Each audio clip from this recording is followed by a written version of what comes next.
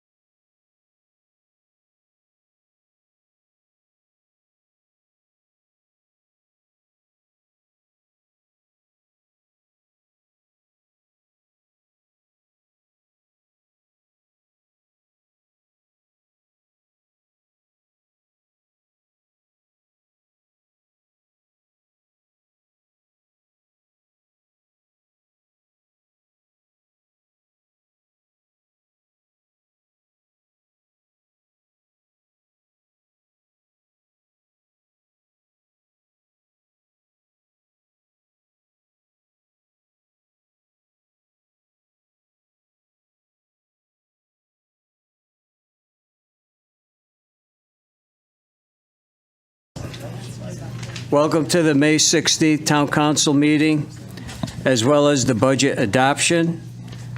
We will begin our meeting with our opening ceremony, starting with the prayer offered by Councilor Despard. Remember that this can also be seen on YouTube. Councilor Despard?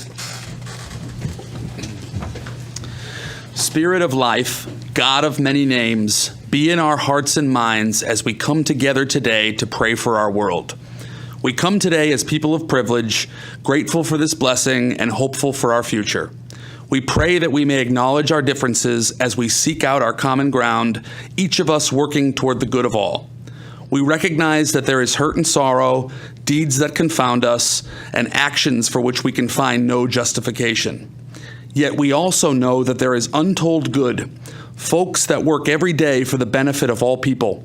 Let us stand with them. We pray that while we recognize the occasional tiredness in our bones and in our hearts, that we call upon the strength of our higher power, that we might be the best person we are called to be. Yes, let us be the good that we want to see in others. Let us work to be the change that we seek. As we renew these goals in our hearts, let us say amen. Amen. Now I'd like to invite members of Troop 108 to come forward to lead us in the pledge.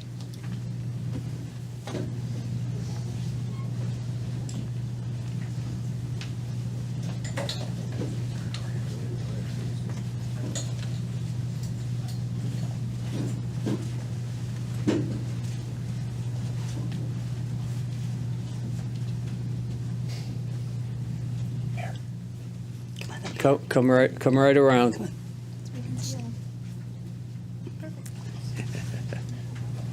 be shy. Scout salute, hand over heart. Please join me in the Pledge of Allegiance. I pledge allegiance to the flag of the United States of America and to the republic for which it stands, one nation, under God, indivisible, with liberty and justice for all.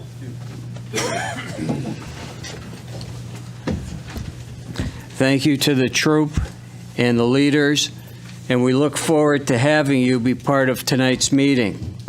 Since many of our decisions are going to affect our future leaders who are with us tonight. So welcome, and right now, I'd like to call upon our town clerk, Sheila Bailey, to do the roll call, please.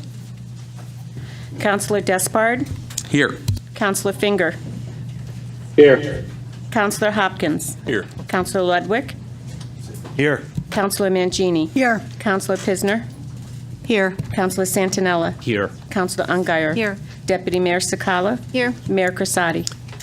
Here. 10 members are present and none are absent.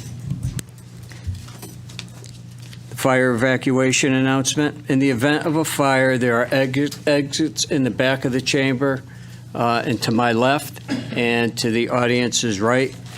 You go down the stairs and exit through the doors, down the stairs and into the parking lot. Number 5, minutes of the preceding meetings. Now we have 3 sets of minutes to approve, which we will do by voice vote. Is there a motion to approve the special meeting minutes on May 2nd? Motion. Second. Councilor Pisner and Councilor Mangini, second. Is there any discussion or corrections? Hearing none. All in favor, say yay. Aye. Opposed? Abstentions? Motion passes 10-0. Is there a motion to approve the regular meeting minutes on May 2nd? So moved. Councilor Mangini, Second. and a second, Councilor Pisner. Any discussions or corrections? Hearing none. All in favor, please say yay. Yay. And opposed? There's none. And abstentions? None. Motion passes 10-0. Is there a motion to approve the special meeting minutes of May 4th? So moved. Councilor Mangini, and a second, Councilor Ungary. Any corrections or discussions? Hearing none. All in favor, please say aye. Okay, and abstentions, or one abstention, and any opposed? No. So it's 9 in favor and 1 abstention. Tonight's special guests are Troop 108. Again, welcome. And tonight is a great night to earn your civics badge. So we are glad that you are here and taking part in tonight's meeting.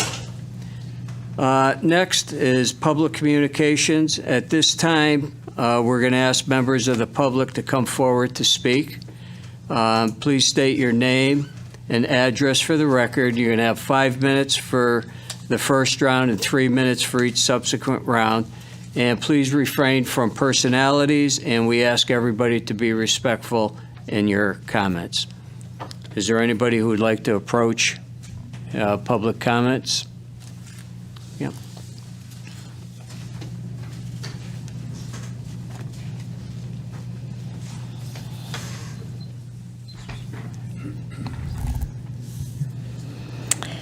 Good evening, council members. My name is Angela Foss. I'm from 16 Crescent Beach Drive and co-owner of rental properties in the town of Enfield with my husband. As a lifelong resident of Enfield, I do believe that you put a lot of time and thought into your decisions for the budget. And I understand that these are not easy decisions to make. I'm here to request a mill rate to get to a 0% average tax increase for the residents at 27 to 27.3. Under your watch this year, the budget for 2022 has been overspent to the tune of $2,437,221. You are entrusted with making sure that spending is within that budget. The general fund summary on page 4 shows clearly that money is being spent that has not been budgeted for. As for the 2023 budget, I can make a list of items that can wait, but I'm sure that you know best. A few that jump out to me that should be put on hold are the town hall bathroom renovations, which would save $350,000 according to the estimate. And if dump trucks are important, then purchase 1 dump truck instead of 2 for a savings of $260,000. If you reach out to the state of Connecticut, they will dredge the freshwater pond for free. This would save you $225,000 or more. Years ago, when my husband was the president of the Crescent Lake Tax District, he went to the Hartford State Capitol and spoke to Fred Jelsey about getting our lake dredged. They were about to commit, but since our lake is not open to the public, it did not qualify. The freshwater pond would qualify. Perhaps you would do well to hire a person to research grants for all of these projects. You may be surprised as to all the available money for capital improvement projects. And use the assistance related to the pandemic towards the necessary projects, like the roofs at all of the elementary school buildings. Nathan Hale and other buildings across town that we are heating, providing lawn care and mowing, plowing, and so much more have to go. These are needless expenses. The land has value, but we are paying year after year to maintain these buildings. At what cost? This winter will be much worse with heating costs skyrocketing. Listen, I can understand both sides of the tax discussion. We are very blessed and live in the beautiful location on Crescent Lake. We even pay an additional annual tax fee. We are also landlords with many properties in the Thompsonville area of the town. It is very important that when you make your decisions, you really consider how they will impact Enfield's most vulnerable residents. That would be, but not limited to, tenants, seniors, and residents across the town on a fixed budget. There has been a focus across our town on revitalization of Thompsonville. Do you know what those residents need most? Money. All of your creative ideas for the town are nice, but they do not meet the needs of those in peril of being evicted or foreclosed upon. Think about it for a bit. Every family across the town of Enfield has 1 free trash can. Any additional cans come with a repeating annual fee of $85. I can understand this. It's equitable. But in Thompsonville, you have a plan to make it unequitable. In an apartment complex that has 4 tenants, there are 4 trash cans provided. That's equitable. In a 5-family, you plan to have 1 trash can. Who knows who gets that one? But the rest of the trash cans come with an additional annual fee of $85 per can annually. That makes no sense. The number of families should dictate the number of trash cans. A 6-family should be allowed 6 trash cans without an extra annual fee attached to them. They are still families. That is equitable. In these cases, I hope that you realize that this fee gets passed down to the tenant in increased rents. We have not increased our rents in 7+ years, but we are sending out rental increases letters for July 1st. Tenants are confused and upset about this. They state that they cannot pay more, but with all these additional costs, we have to. If you took a look around, apartment rental prices are climbing incredibly. Rents that used to be $900 or $950 are now up to $1,200 plus. That's a 32% increase. I'm almost done. I understand landlords are doing this to cover these extra expenses that are being imposed across town. We're not up to $1,200, Jeff and I, but I can see why other tenants are, landlords are. There is a tenant eviction tsunami headed our way. I looked online today and see that there are at least 50 families facing eviction and 88 homes in foreclosure. Please think about the most fragile people across town and consider this as you make your decisions on taxes. Thank you. Okay, thank you. Is there anybody else who would like to approach and make a comment? Yep, come forward. Yep.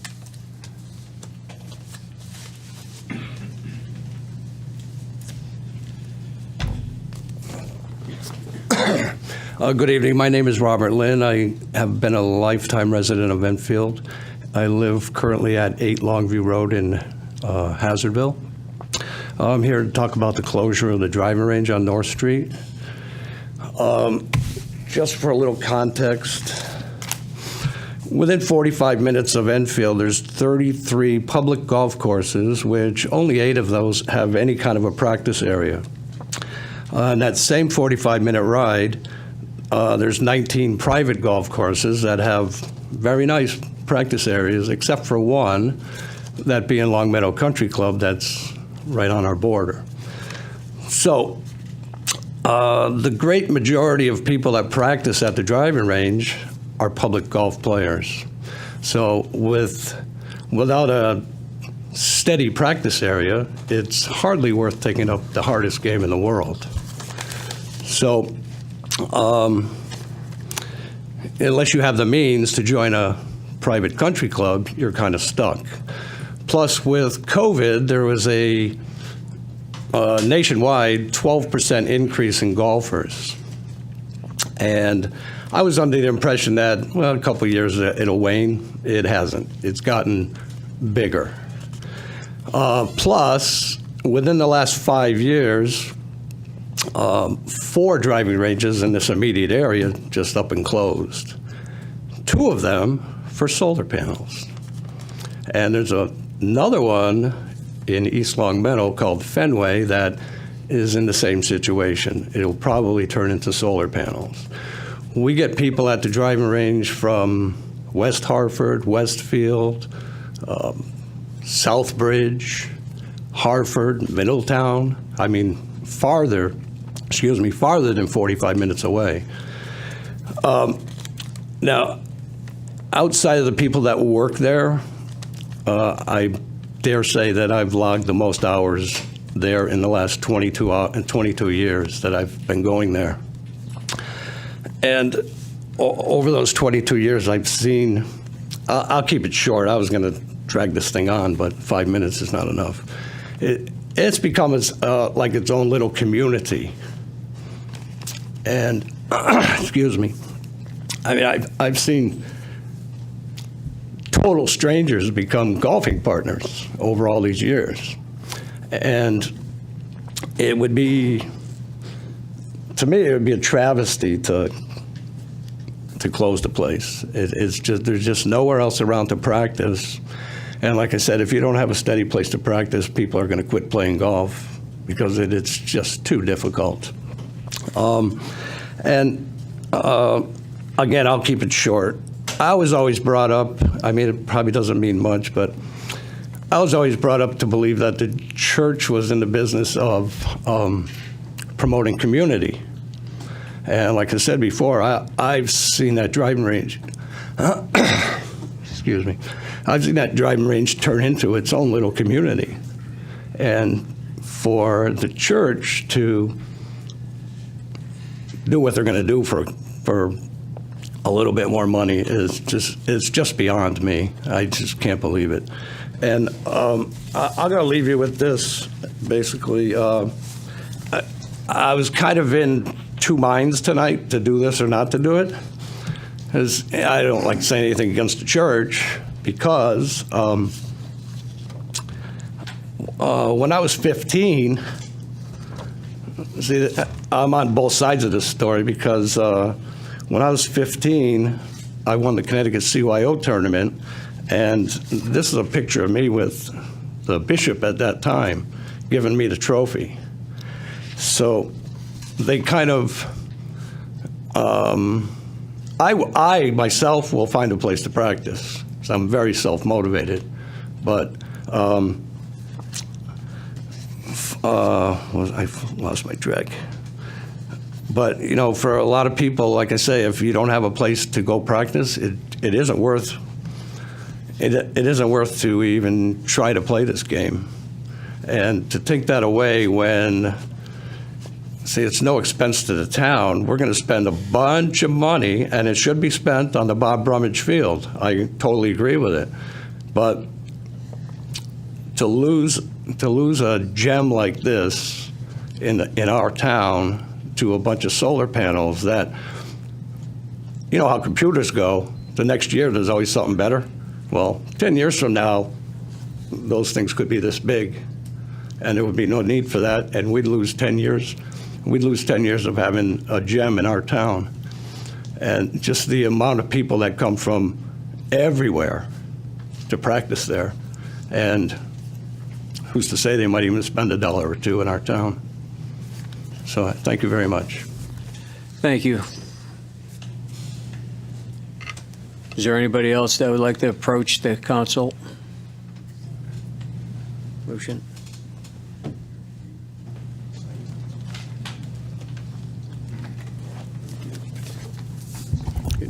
Lucian Lefebvre, 54 Kimberly Drive, also Vice Chairman of the Enfield Veterans Council.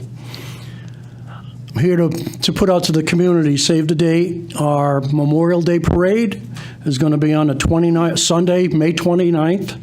It steps off at 1 o'clock from the Enfield Street School and proceeds up north on Route 5 to the town green. We're hoping to have wonderful weather and look forward to having a lot of families along that parade route. You can also find out the information is posted on the town website under the Veterans event. It's also under events on the patch, and it's been put out on multiple Facebook pages. So we're looking forward to having a great parade. But as I always say, the parade is just kind of the frosting on the cake. The meat and potatoes of our Memorial Day celebration is the ceremony at the town green. So I would invite all members of the town to come down to the town green to participate and be there for the ceremonies that are held there. There's the wreath placing ceremony. We have the combined JFK and Enfield High school bands that are going to play the service songs. We have a soloist for the national anthem, and we will have a guest speaker. It's not a long program, it's a short program, but a very important program. So again, I encourage everybody, if they have the chance, come down to the town green to participate in the ceremony, and by all means, get your families out there to watch the parade go by. And thank you to the town. This year, the parade and the ceremony is going to be on ETV for the first time. So we're looking forward to that, and look forward to getting everybody out there on the 29th of May. And for a chance, if it does rain, the festivities are moved into the auditorium at Enfield High. So we're looking forward to seeing everybody out there on the 29th of May. Thank you. Great. Thank you. Is there anybody else that would like to approach the council for a first time? Is there anybody else that would like to approach the council? A second time? Well, I declare councilor communications are closed. Okay. All right. All right, next, since Mr. Lipton, and I know that you have supporters that are here tonight, can I have a motion to move the new business in regard to the petition about the solar range? Could I have a motion to move the business up to now? Motion. Councilor Mangini, a Second. Councilor Pisner. All right, thank you. We have a petition that's in front of us here. And the petition is the application from the Catholic Cemetery Association for the solar field at 110 North Street, the golf range. And I would like to make a motion to direct the town manager to send a letter opposing the location of the solar arrays to the sitting council. Siting council, correct. Okay. Yeah. Do I have a motion? Councilor Ludwig? Yeah. And a second? And Councilor Mangini. Yeah. So on the motion, when they did the solar farm down on Broadbrook Road, there was a public hearing that the town, I think the town requested. We should request a public hearing if we haven't already. And I thought the town did it, and they came here, and the siting council sat at the council chambers, and people could come and speak all day long, whether they were for or against that solar farm out on Broadbrook Road. And I agree. I mean, I've golfed there, and I'm not very good, but I golf there, and I don't know. That's former farmland. We're scoffing up all our farmland all over town, and at the very least, there should be a public hearing. I agree that people at least can show and speak whether they're for or against. And also, I guess I was reading the letter, and you don't have to answer this now. But it was interesting. They said credits to certain participating customers, which I don't have to answer this now, but maybe it'd be great if we got a little more detail on actually who qualifies for these credits. It says low income and moderate, but it's very vague, and who actually, again, and also understanding, I think people need to understand how the deals work with solar. They're not as the ray of sunshine, to lack of a better word, that everyone believes they are. And I've heard from a number of people who've gotten into these deals. The volume doesn't help the homeowner. It helps, obviously, the utility company, which is fine. But, again, the volume is much different than what people think, and they don't get the credits that, anyways, I know that's another discussion, but I agree wholeheartedly, and I think we at the very least should have a public hearing so folks can come and speak. And I think that's maybe in a letter when we send it to the siting council, we can ask for one. Okay. All right. Thank you. I'm going to make a couple of comments in regard to the facility. For the last 25 years, I myself go there and practice. A number of residents go there and practice. That's the only one in this area that we have. You can go by there anytime from March through beginning of December. And people are out there still practicing their golf game. It's been a recreational area for our town for years, and to see, and when I first received this letter that came through from the siting council, I immediately forwarded it to the town manager, stating that we have to take a look at this. And here we are tonight with this proposal moving forward. Not only the area residents, but our high school's golf team uses this. Our allied Special Olympics team uses this this area. Our adult education classes in the fall and the spring, golf lessons by golf pros, Mr. Lynn, a Hall of Famer here in Enfield, the golfer, and so, and to, Mr. Lipton and Jack, you guys do a great job and a great service to everybody here. So I just wanted to just say that I'm definitely in support of this letter moving forward. Is there anybody else with comments in regard to this? Councilor So Ledbetter. that's why I think the public hearing is so important, because I think people need to understand the siting council, unfortunately, goes around our local zoning. Understand how this works. So this is sort of the rub of how this stuff works, is that it takes away a little bit of the power of the local zoning. And I think it's important that, then at that point you have the public hearing, you can express, I remember there was things that we couldn't stop and we could stop with the Broadbrook Road development. And so I think it's very important to understand the nuance here, that it's going through the siting council and not coming through our planning and zoning. Big difference. And unfortunately, to be upfront with everybody, it does take a little bit of our local power away. So I think people need to understand that. So again, folks, statewide, at the time, that's another reason why a public hearing is so important. They should come here. Because again, we have solar farm. We have the solar farm on Broadbrook. We also have the solar farm in the old sand pit. So we're doing our part when it comes to, solar and green energy. But I agree, we're also scoffing up a beautiful piece of property, regardless if it's for golf. It's, if you want, that's part of town. Great little piece of property out there, very quiet. Again, we got to keep some of that. We can't give it all away. And but I think people need to understand this. It is a little bit worrisome that they're going through the siting council. I think people need to understand that, which I think, as a group, we should be behind, because it does, as it did with the Broadbrook Road, takes a little bit of the authority away from the local authorities. So I think that's why a public hearing is so important. Thank you. Okay. Councilor Ungar. Yeah, I just wanted to thank Mr. Lipton for providing that great service out there. I know you've been there a long time, and people from all over the state go there, so I know it. So I'll be supporting that.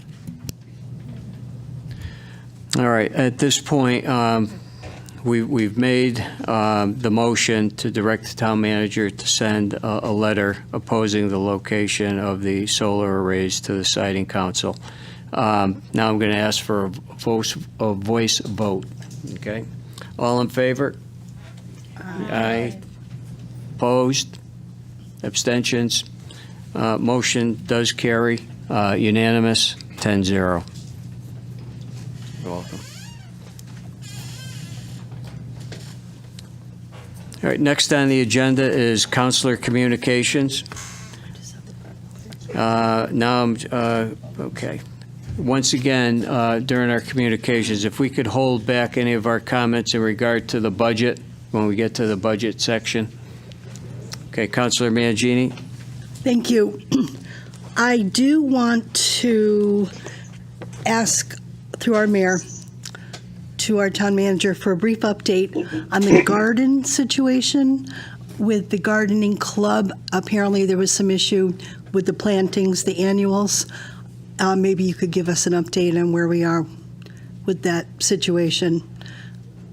During your communication, Ellen, that would be great if you could. The phone calls that we got and the emails, yeah, today. The other comment I want to make is, out of respect and honor to our mayor, he has been inducted into the Hall of Fame, and I want to congratulate him, and I think everyone feels that, Mr. Prasadi, it was overdue that you got inducted, and we're very, very proud of you. Well, thank you very much. Greatly appreciated. Thank you. And the final comment I'm going to make is not about the budget, but it is about our Day of Remembrance. And the schools did receive a notice from town staff on May 22nd, which is this Sunday, from 1 to 3 p.m., and it might go a little longer than that.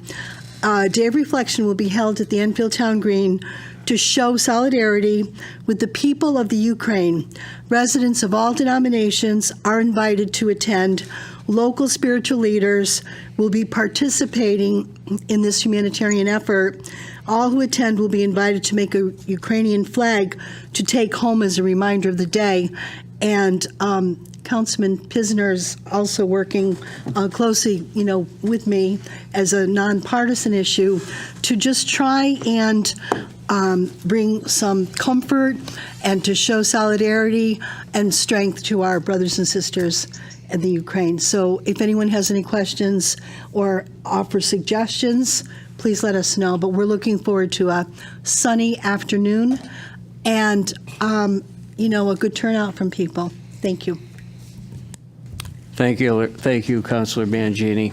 Any other councilor communications? Councilor Pisner. One of the committees that I have the joy and pleasure of attending is the Commission on Aging. And I just want to say they're a wonderful group of people. One of the things that they do offer is their senior minor repair program. And so for any senior over 60 watching or in the audience, Tim Slade and his 8 volunteers do a great job of taking care of small things around the house for free.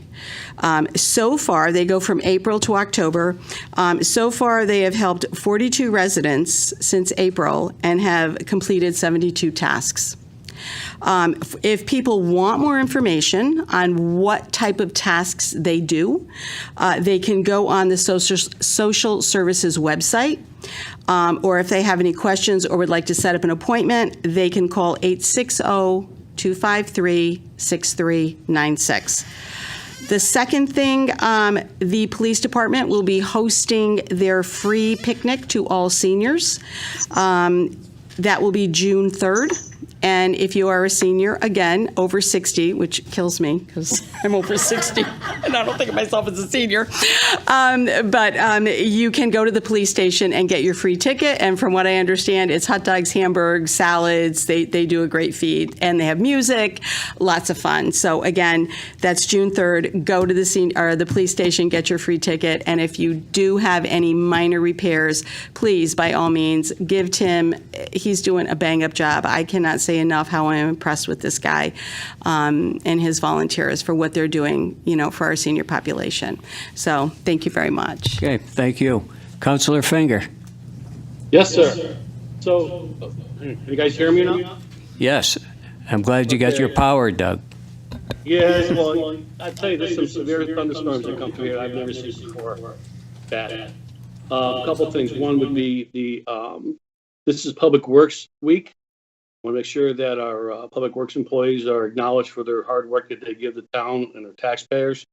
So that's one of the things. Two is I have a statement that I like to read, but I think as you asked and requested, hold off on budget talks, I like to have the floor before we start, right when we open up the budget conversations. Thank you.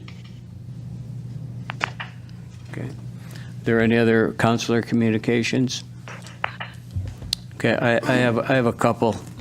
I've been requested to make a comment about our Rotary Garden that's over at the Senior Center. They're looking for volunteers to help maintain the garden, and for a number of years, all the produce that is grown there is donated to the Enfield Food Shelf. So if there's anybody out there that wants to volunteer their gardening skills, get in contact with Jason Neely or Mary Keller over at the Senior Center.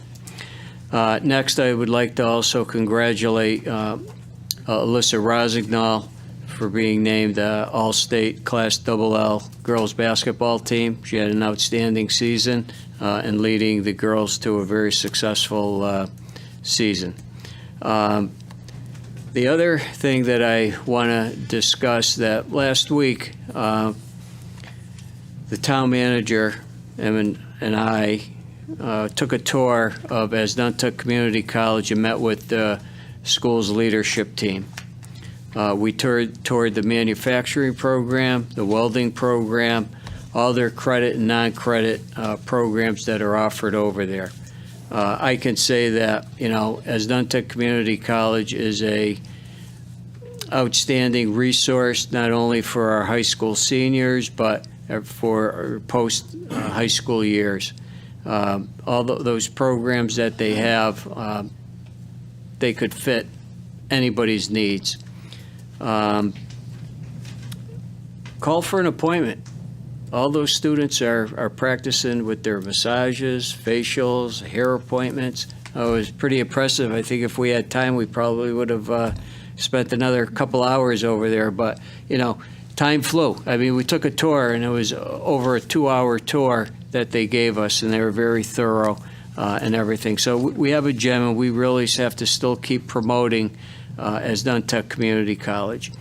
Enfield High School, under the direction of Dave Carteropoli, had a multi-generational car show, which was outstanding to see the students and the car enthusiasts, intermingling. And compliments to Chef O with his cooking. It was an outdoor, cookout type thing. He did the catering, and one of the teachers provided the music that was over there. But that whole back parking lot behind Enfield High School was filled, and everybody behaved accordingly. And it was actually a fun time where to see both generations talking to one another and intermingling. It was a great community event. The other thing I just want to mention, the Opera House Players opened up this past weekend with their Next to Normal play, and this was a singing and signing with the actors and actresses, and it was a first-class operation because it was a play for the deaf. And I recommend everybody to go see it this coming weekend, Friday, Saturday, and Sunday. And then their next show will be The Little Mermaid. We are all invited to attend the Enfield Adult Education graduation, which will be held June 9th at 6 o'clock at the Annex. We will all be getting our invitations. And also, one last thing. Jim Malley, we want to talk about tours of Enfield. He gives these walking tours, and he usually does them on a Saturday afternoon, and he has one in the morning and he has one in the afternoon. He's got a couple more coming up, and there's one that's going to be up by the North Thompsonville State Line walking tour, and then the second one in the afternoon will be at a couple of the cemeteries, the new St. Pat's and Pleasant Street Cemetery, and then they take a tour of Smith's Trinity Farm. So he does a fantastic job. A lot of people like to go on these walking tours, and they're very informative. You want to talk about, the history of Enfield. Well, Jim Malley does a great job with that. I told him I'd give him a little plug tonight, but that's all that I have. Thank you. Are there any other comments? No. All right, thanks. Next will be the town manager report and communications. Town manager Ellen Zapu-Sasu. Thank you. Good evening, everyone. This was the meeting where you had a activity report in your packet, and if you were able to go through that, you will see that there's a lot happening at the same time that a lot of the departments are handling their budgets and responding to all of our requests. So please keep that on file so that you can reference it for any questions that you may receive from your constituents.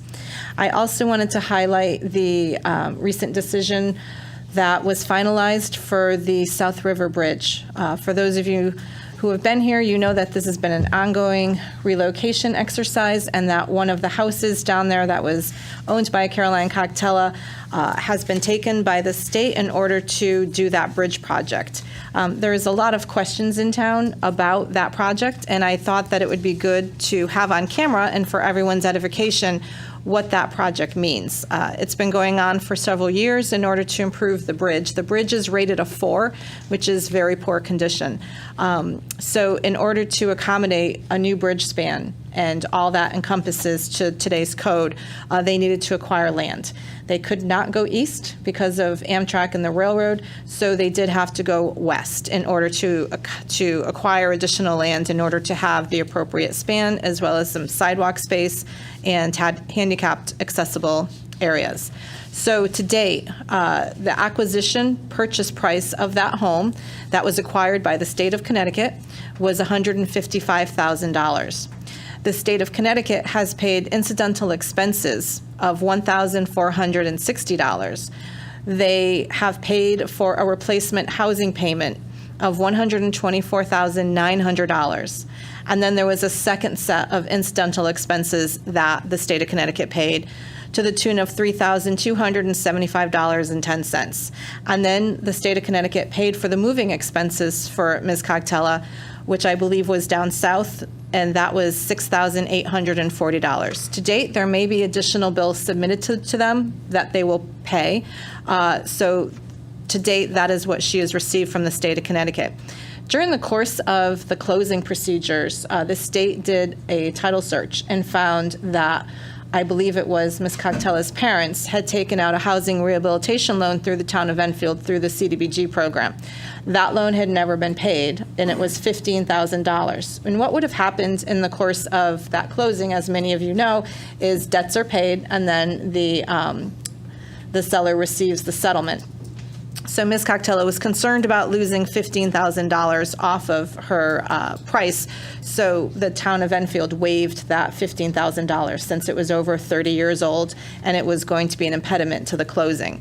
So including that in the total, the complete amount that was paid out for the acquisition of that home at South River at the bridge was $306,000, $474.35. So that number could grow, but I thought it was important for you to know that despite how it was forecast on some social media and television and newspapers, that it was not simply an acquisition price.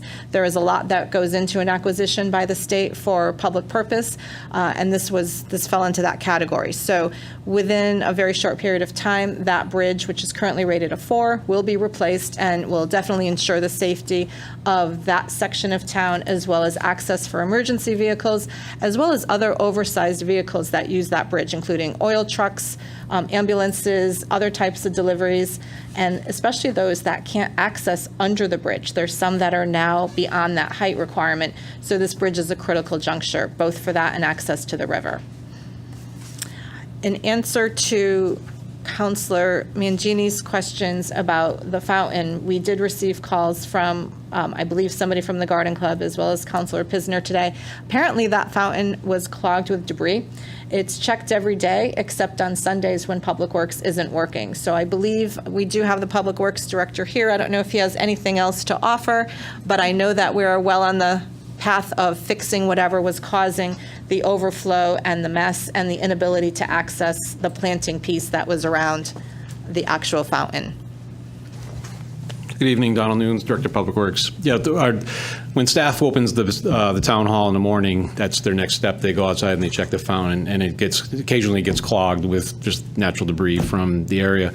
So the reason why I was blowing a little harder, so if let's say these were 5 jets and these 2 were clogged, the same amount of water is going to go through these 3, causing it to go a little higher and the like.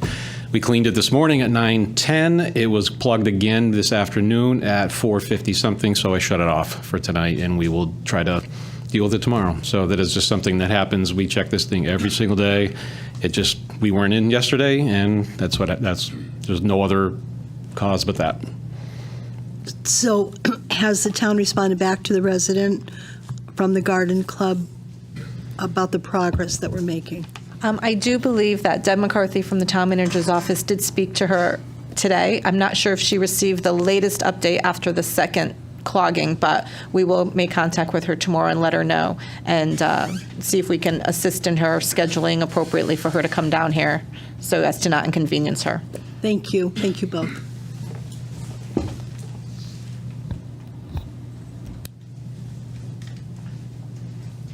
Okay, thank you.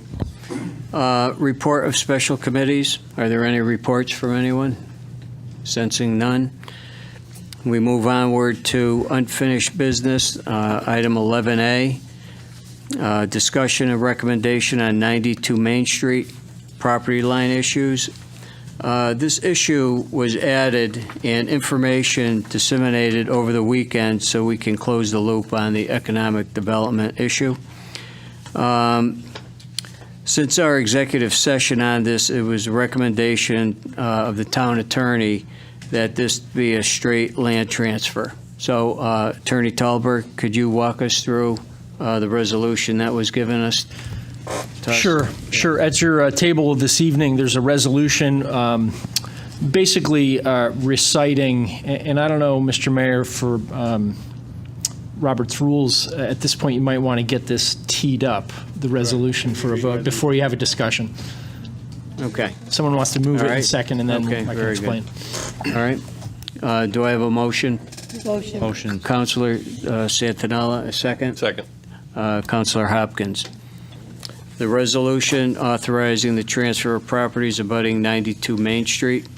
Whereas upon information and belief, the town of Enfield owns 2 parcels of land which specifically described below, which abut property located at 92 Main Street. Whereas the first parcel abuts 92 Main Street to the east and is 1,740 square feet of the northern portion of the freshwater brook access. Whereas the second parcel is the western 3,150 square feet of Thompsonville Community Gardens. Whereas this is some uncertainty regarding the title to these parcels, and whereas the Salas Brothers LLC owns the property located at 92 Main Street and has requested the town transfer a portion of these 2 abutting properties in order to help facilitate the redevelopment of the parcels. And whereas Salas Brothers LLC has agreed that if the town conveys its interest in these abutting 2 parcels of land, it will grant the town access to these parcels for parking and other public purposes, including access to the town's community garden. And whereas the council referred this proposed transfer to the Planning and Zoning Commission for a report in conformance with the requirements of the Connecticut General Statute 8-24, and whereas the Planning and Zoning Commission issued a favorable recommendation for this transfer per the requirements of Connecticut General Statute 8-24 at its April 14, 2022 meeting. Now therefore be resolved that in order to quick title to these parcels and help facilitate redevelopment in the Thompsonville neighborhood, the town manager or his designee is authorized to sign all documents, including the deed on behalf of the town pertaining to the transfer of property described above to Salas Brothers LLC, subject to review and approval by the town attorney. Date prepared May 16, 2022, prepared by the town attorney's office. So moved. Councilor Manji, and a second by Councilor Ungary. So if I may now, Mr. Mayor, thank you.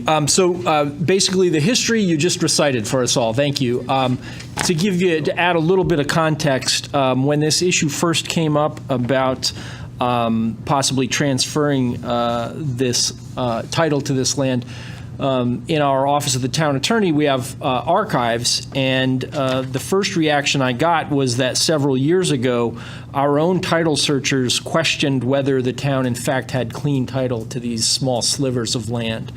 And we were also presented with evidence from Salas Brothers LLC. They had their own title search, which cast doubt on whether the town had clean title. So what we're proposing would be just the quitclaim deeds, which would basically help quiet title there.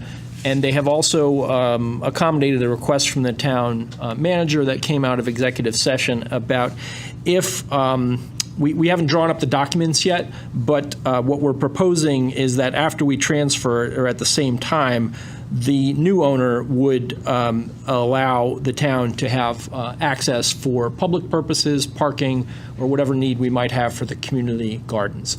So Attorney Serrato is on vacation. We didn't have time to get all that in the packet, but we're going to, if you pass this resolution tonight, we will then prepare the paperwork to consummate this transaction, which would also, as indicated in the resolution, help facilitate the redevelopment efforts down in Thompsonville. Okay, thank you. Any discussion? Councilor Ludwig? I appreciate the explanation, but again, I don't like getting these things right before the meeting and then having to vote on it. So, but I appreciate the explanation. Okay. Any other discussion? Sheila, roll call. Counselor Despard, 4. Counselor Finger, 4. Counselor Hopkins, 4. Counselor Ludwig, Against. Counselor Mangini, 4. Counselor Pisner, 4. Counselor Santinella, 4. Counselor Ungary, 4. Deputy Mayor Sakala, 4. Mayor Crisati. 4. That's 9 in favor, 1 against, and no abstentions. Under new business, we will be moving on to the consent agenda. Does anyone have any items that they'd like to pull off for discussion on the particular issues? Councilor Ludwig. For me, the joint insurance committee resolution, and then I think it's important for the public to understand the fifth one, that we've been working on that 98 Prospect Street, just to understand how important that is, what the town has done for the last, I think, 7 years, even if it's just a quick explanation so people understand how important that is for that section of Prospect Street. That's just my recommendation. Okay. Does anybody else have any other discussion or items in regard to that?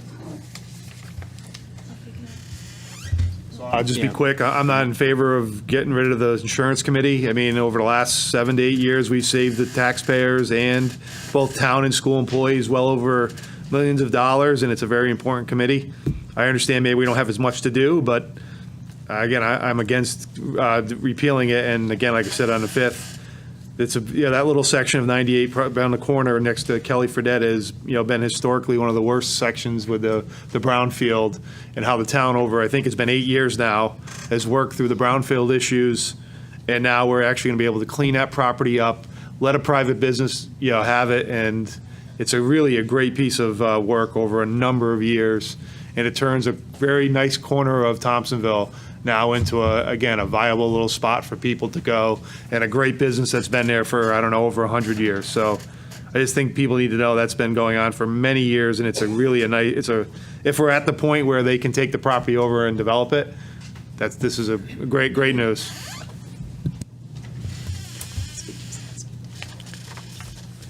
Councilor Santinella. Yeah, Mr. Mayor, just a question. As I understand it, as we're eliminating the Joint Health Insurance Committee, there is a process in place to continue to address the issues, correct? And I have not been a part of this committee, but it would be helpful to clarify how dissolving this commission is not going to eliminate the work of the committee.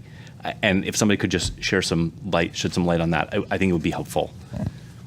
Okay, Ellen, would you like to address that? Thank you. If that was a recommendation, since it has not met frequently, but it doesn't mean that the issues associated with the insurance between the Board of Education and the Town Council and our employees isn't being addressed. We're looking to move it to a more fluid, dynamic conversation that goes on over the course of the year. We do have several pieces in place that deal with insurance, and I'll let Steve talk briefly about some of the tools that are in place in order to both project what we may have to be spending, as well as to kind of talk about some of the issues that we look to get ahead of as opposed to reacting to. Good evening. At the last Joint Health Insurance Committee meeting, we discussed with our representatives from Lockton, and then we discussed the continuing of the Joint Health Insurance Committee meeting. And there's a lot of back and forth discussion, but we came to a consensus that this committee was born out of a crisis when our reserves were very low, and we had to take steps to remedy it since we are self-funded for health insurance. We have since brought those funds to a stable level, and speaking with the superintendent and representatives from the Board of Ed and the town manager's office, we felt that we can convene at any point if we start having unstable activity again in our reserves. But for the point of just having this committee set up for meeting twice a year or how many times, so we decided it wasn't necessary since we're all inundated with so many other meetings.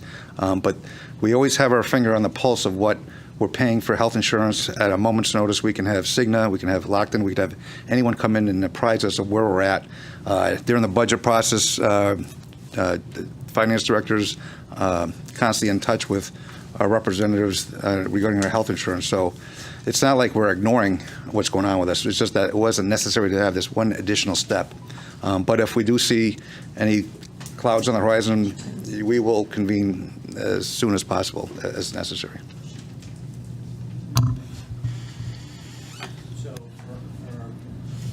For our purposes here, it looks like we have consent for 1, 3, 5, and 6. 1, 2, 3, 5, and 6, I believe, and then 4, we could vote individually on that? Okay. Counselor Ludwig. So if you dissolve the committee, you can't really call people back to have a meeting without having a committee. I mean, yes, we can get together and talk about things, but that was the purpose of the committee. I mean, the good news is the committee actually helped us get through a lot of these, when quite frankly, there's issues with it, with consultants and with even folks understanding why we were in those issues. And I don't know, I just, again, I'm going to vote no against this. I think it's a bad idea. Counselor Pisner. Okay, so I did insurance for over 24 years, so I have a little bit of knowledge about insurance. I don't see the harm in keeping this committee going. I mean, if it's a committee that meets twice a year, it's still always good to have somebody oversee. So I think I have to agree with Councilor Ludwig on this and say that I don't see harm in keeping it as it is. So I will be voting no on it too then. Who does? Ellen, do you have a comment?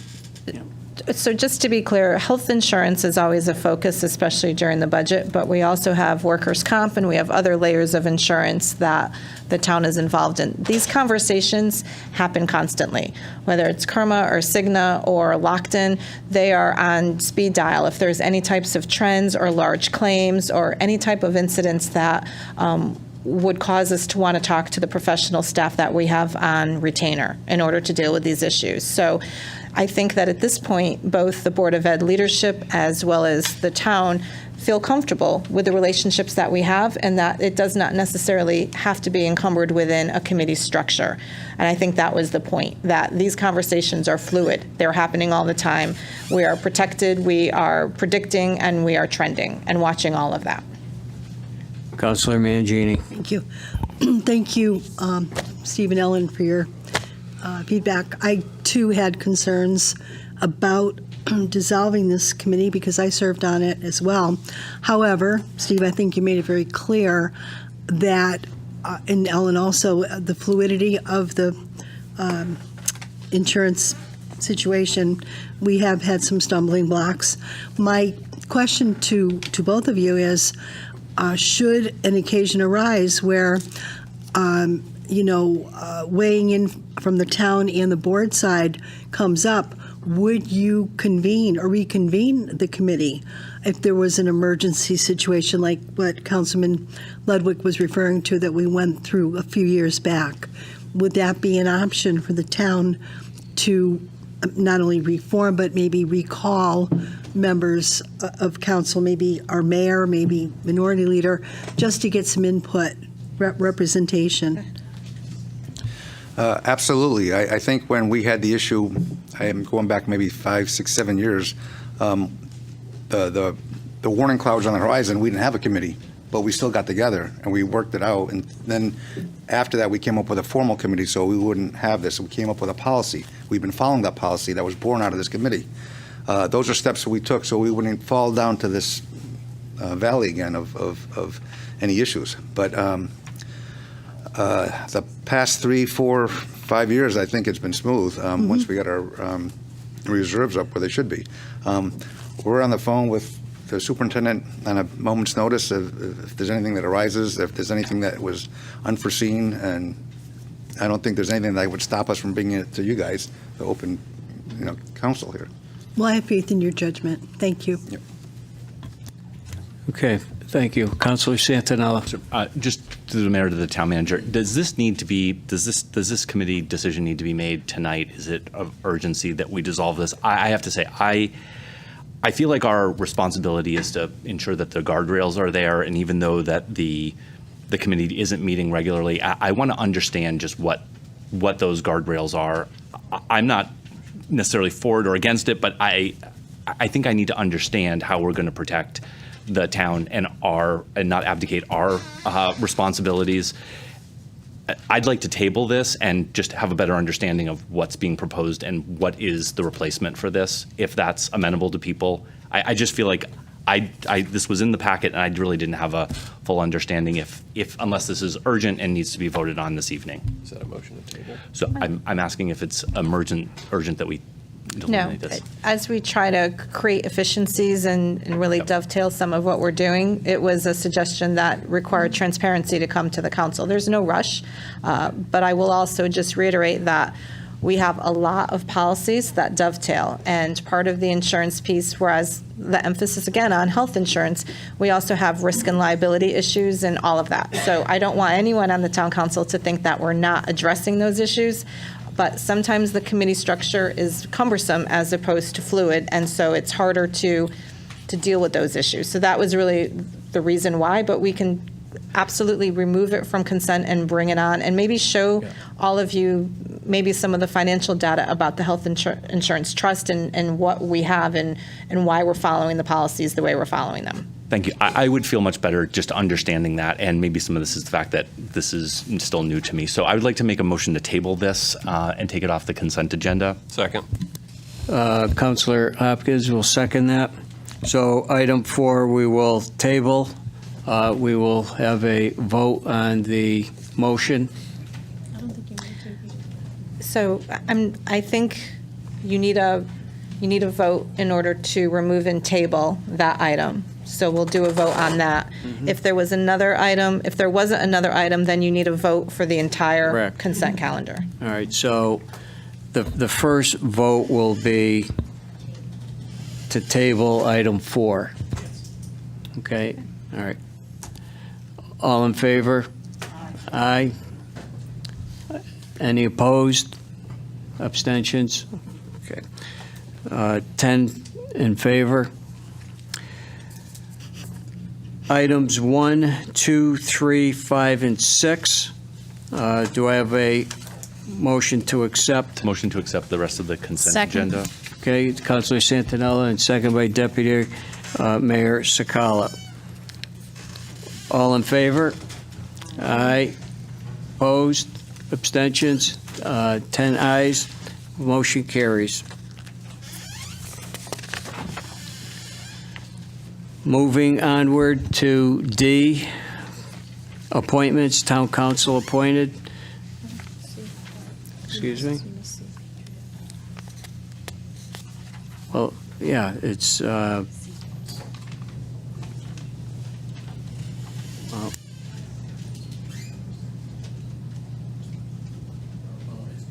it's under appointments, town council appointed. This is the Patriot Award Committee.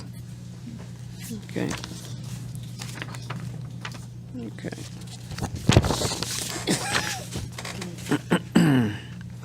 The term of office of Frank Pasidi expires on July 31st, 2021. The replacement will be James Maloney for a term until 7/31/2023. Is there a motion to nominate Mr. Maloney? Councilor Pisner. I have a motion to nominate James Maloney for the Patriot Award Committee. Second. I'll second. Councilor Mangini. All in favor? Aye. Opposed? Motion carries 10-0.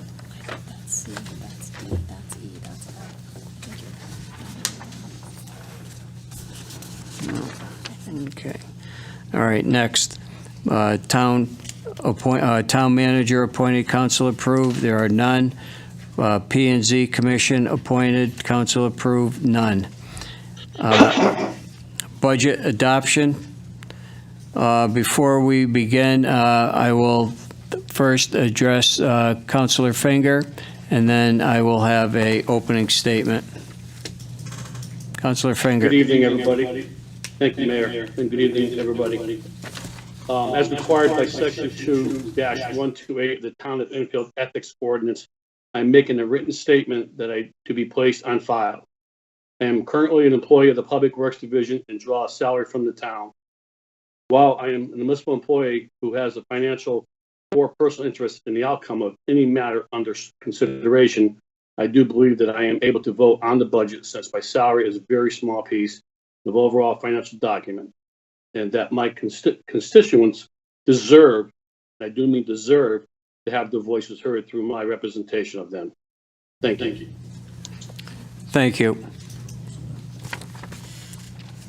I'd like to make a couple of comments before we get going in regard to the budget adoption.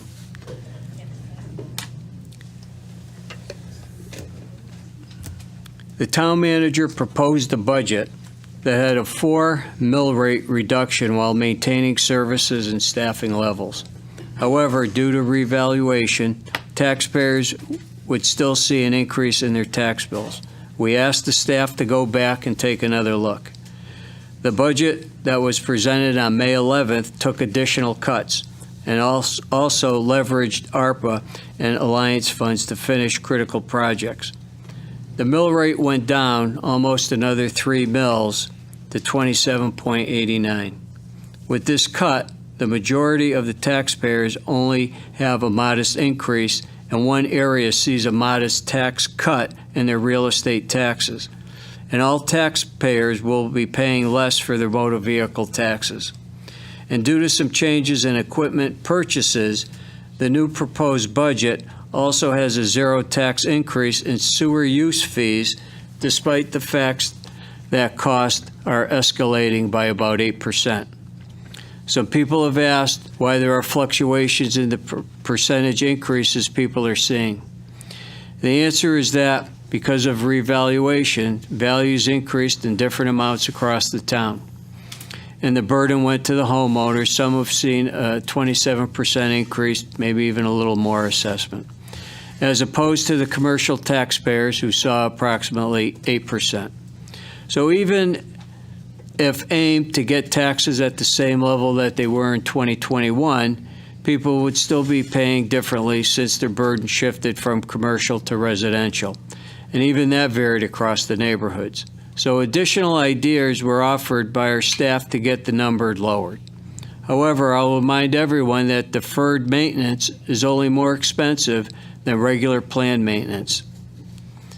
We have a vehicle replacement schedule that was implemented years ago to help with the budgeting process, but we're not following them. In fact, there are several vehicles that are proposed to be cut from this year's budget that have been deferred anywhere from 4 to 6 years. Most importantly, deferral to future years adds additional financial pressure to the debt capacity for the fiscal years of 24 and 25. We are strategically using a $13 million in federal ARPA funds to finish some of these projects. The ARPA money is critical to keeping the mill rate increase in line because those dollars did not impact the mill rate like the funds we're using from the general fund do. Many of us also left budget deliberations feeling uncomfortable with the suggested use of fund balance. We've reduced that amount in the hope that we can work together to build it for the future as well. I just wanted to make a couple of comments because this has been a process that we've been working at. I'm going to ask the town manager and the town attorney to refresh everyone on the process that was set forth by the charter, and then I'm going to open up for us to make comments. Okay? Thank you. Okay. I'm going to defer the charter piece to Attorney Tallberg, and then I'll just make a couple of comments after that. Okay. Thank you, Mr. Mayor, members of the council. Just as a refresher, your budget obligations are governed by the Charter, Chapter 6, and there are a number of deadlines contained within that part of the Charter. You had to have the town, I won't go through them all, but most significantly, the town manager presented a budget. You had a public hearing on the budget, and there are certain deadlines by which the budget must be approved, specifically within 20 days after the public hearing. So you need 6 votes to pass the budget. If you don't muster 6 votes to pass the budget, I want to call your attention to Chapter 6, Section 4 of the Charter, which states that should the council fail to adopt a budget within the specified 20 days, the budget as transmitted by the manager in accordance with the provisions of Section 3 of this chapter shall be deemed to have been fully adopted by said council. So in other words, if you don't agree on a budget and we're pressed to offer an opinion, a town attorney opinion, I would go back to this language and you would default back to the larger town manager budget that was proposed as opposed to the skinny down one that you have on the table before you. That's the main highlight I wanted to just remind you of. Thank you. Councilor comments? Councilor Mangini? I just want to thank the town manager, town attorney, assistant town manager, the entire staff of our town and the workers for the dedication put forward in this budget, especially this year's budget. It was tough. And my fellow council members, everyone has worked hard, diligently, earnestly, and put forward a lot of dedication. And I think that's important for the residents to know and understand. Thank you. Thank you. Are you asking for comments now? That's what you want? Yeah, before we get going, yeah. I just want to sort of remind people, deferred maintenance is always sort of thrown out there. Just want to remind people what the taxpayers have approved in the last 10 years. Over $100 million for the high school, $70 million for a brand new middle school. Roads 2015 and roads 2021, brand new roofs for the elementary schools, brand new water pollution control plant. So the residents and the taxpayers of this town over the last 10 years have spent approximately over $250 million approved. So the residents have stepped up and have taken away and gone after a lot of that deferred maintenance. Also, what's been going on in a regular budget, we have a brand new softball field at Brainerd Park. Potter Hall is being upgraded. There's been improvements to Town Hall downstairs. Alcorn has been refurbished. We have brand new basketball courts, 3 of them. Parks have been new playscapes, the one right behind Town Hall. Walking path, we've been spent $250,000 improving the pool at the annex. We have a substation right over for police in Thompsonville, along with the Enfield Express. We've actually, again, budgeted to knock down 2 buildings in Thompsonville. The Lamagna, because the amount to actually do that building is way more than the building's worth. The Strand. So, and there's many other things I'm not even mentioning that have been done through the budget. So, yes, I mean, again, when it comes to defer, you'd love to be able to spend as much money to make sure you're on top of, just like every homeowner in this town, love to make sure that they never fall behind a project. Unfortunately, there's this thing called affordability. And right now, affordability for every town, I don't care if you're working or you're not working, inflation is not 8.5%. Anyone who goes to the grocery store knows exactly what inflation is. And that's not even talking about gas or anything else. Just talking about the cost of goods at this point and any service. And of course, the supply of many services is down as well. And I don't get into what project's more important than the other because they're all important. Every project we do is important, whether it be schools, town, or whatever. But again, so is an affordability.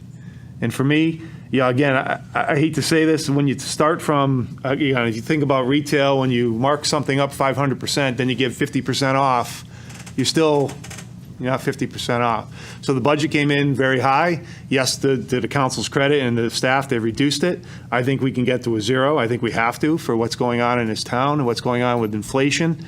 And whether we can get there, I don't know. There may be amendments offered, there may not be. And I just, per the charter, I just wanted to ask, when we got the initial budget, you mentioned it was, in theory, at that point, incomplete. Did it meet the initial release of the budget, meet the charter requirements? Yes. Because we got it in stages, though. It wasn't a complete budget. Just want to make sure. It's a complete budget. Okay. All right. But again, I think when it comes to affordability, again, listen, no project is not important, and I'm not saying that it is. But I mean, some of these tax increases, I think District 4 is around, what we last saw was about $200 or maybe greater. It's a lot of money for a taxpayer. And I think Townsville's hit pretty hard too through the difference of the districts. And again, like I said, I'm not against any project. Like anything that doesn't, just because we pass a budget tonight doesn't mean if, again, the fund balance is greater when it comes September. Again, remember last year when someone mentioned actually, our expenses went up because our fund balance was close to $30 million. So we were able to actually at that point do some projects that we wanted. The budget doesn't stop because we pass it tonight. Projects can come back, we can re-vote on them, we can relook at them. So it doesn't have to wait till next year. The budget's a 365-day job. And for me, I think it's important we get to a zero. And thank you. Okay, thank you. Councilor Despard. Thank you, Mr. Mayor. Thank you to everybody involved, for your hard work. We've had to make a lot of difficult decisions. And while it's true, as the mayor says, we have come a long way since the original budget that would have resulted in something like a net 10% increase in property taxes, I don't believe we've come far enough. I think people are hurting badly due to inflation, cost of living is through the roof. I think we should follow the example just set by our state legislature, who provided tax relief for residents in a very uncertain economy. And then in our very first meeting back in November 2021, we told residents not to worry about the reval because we were going to adjust the mill rate to keep things flat. I don't think we're making good on that promise with this current budget. Nearly half the town is going to see somewhere between a 5% and a 7.7% increase in their property tax.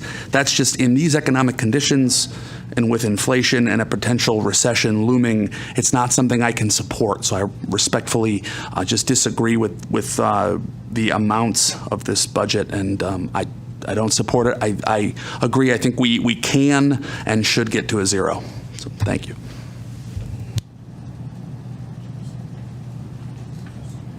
And Councilor Pisner. Okay, so as a new counselor, this was an eye-opener. I'm not going to say it wasn't. I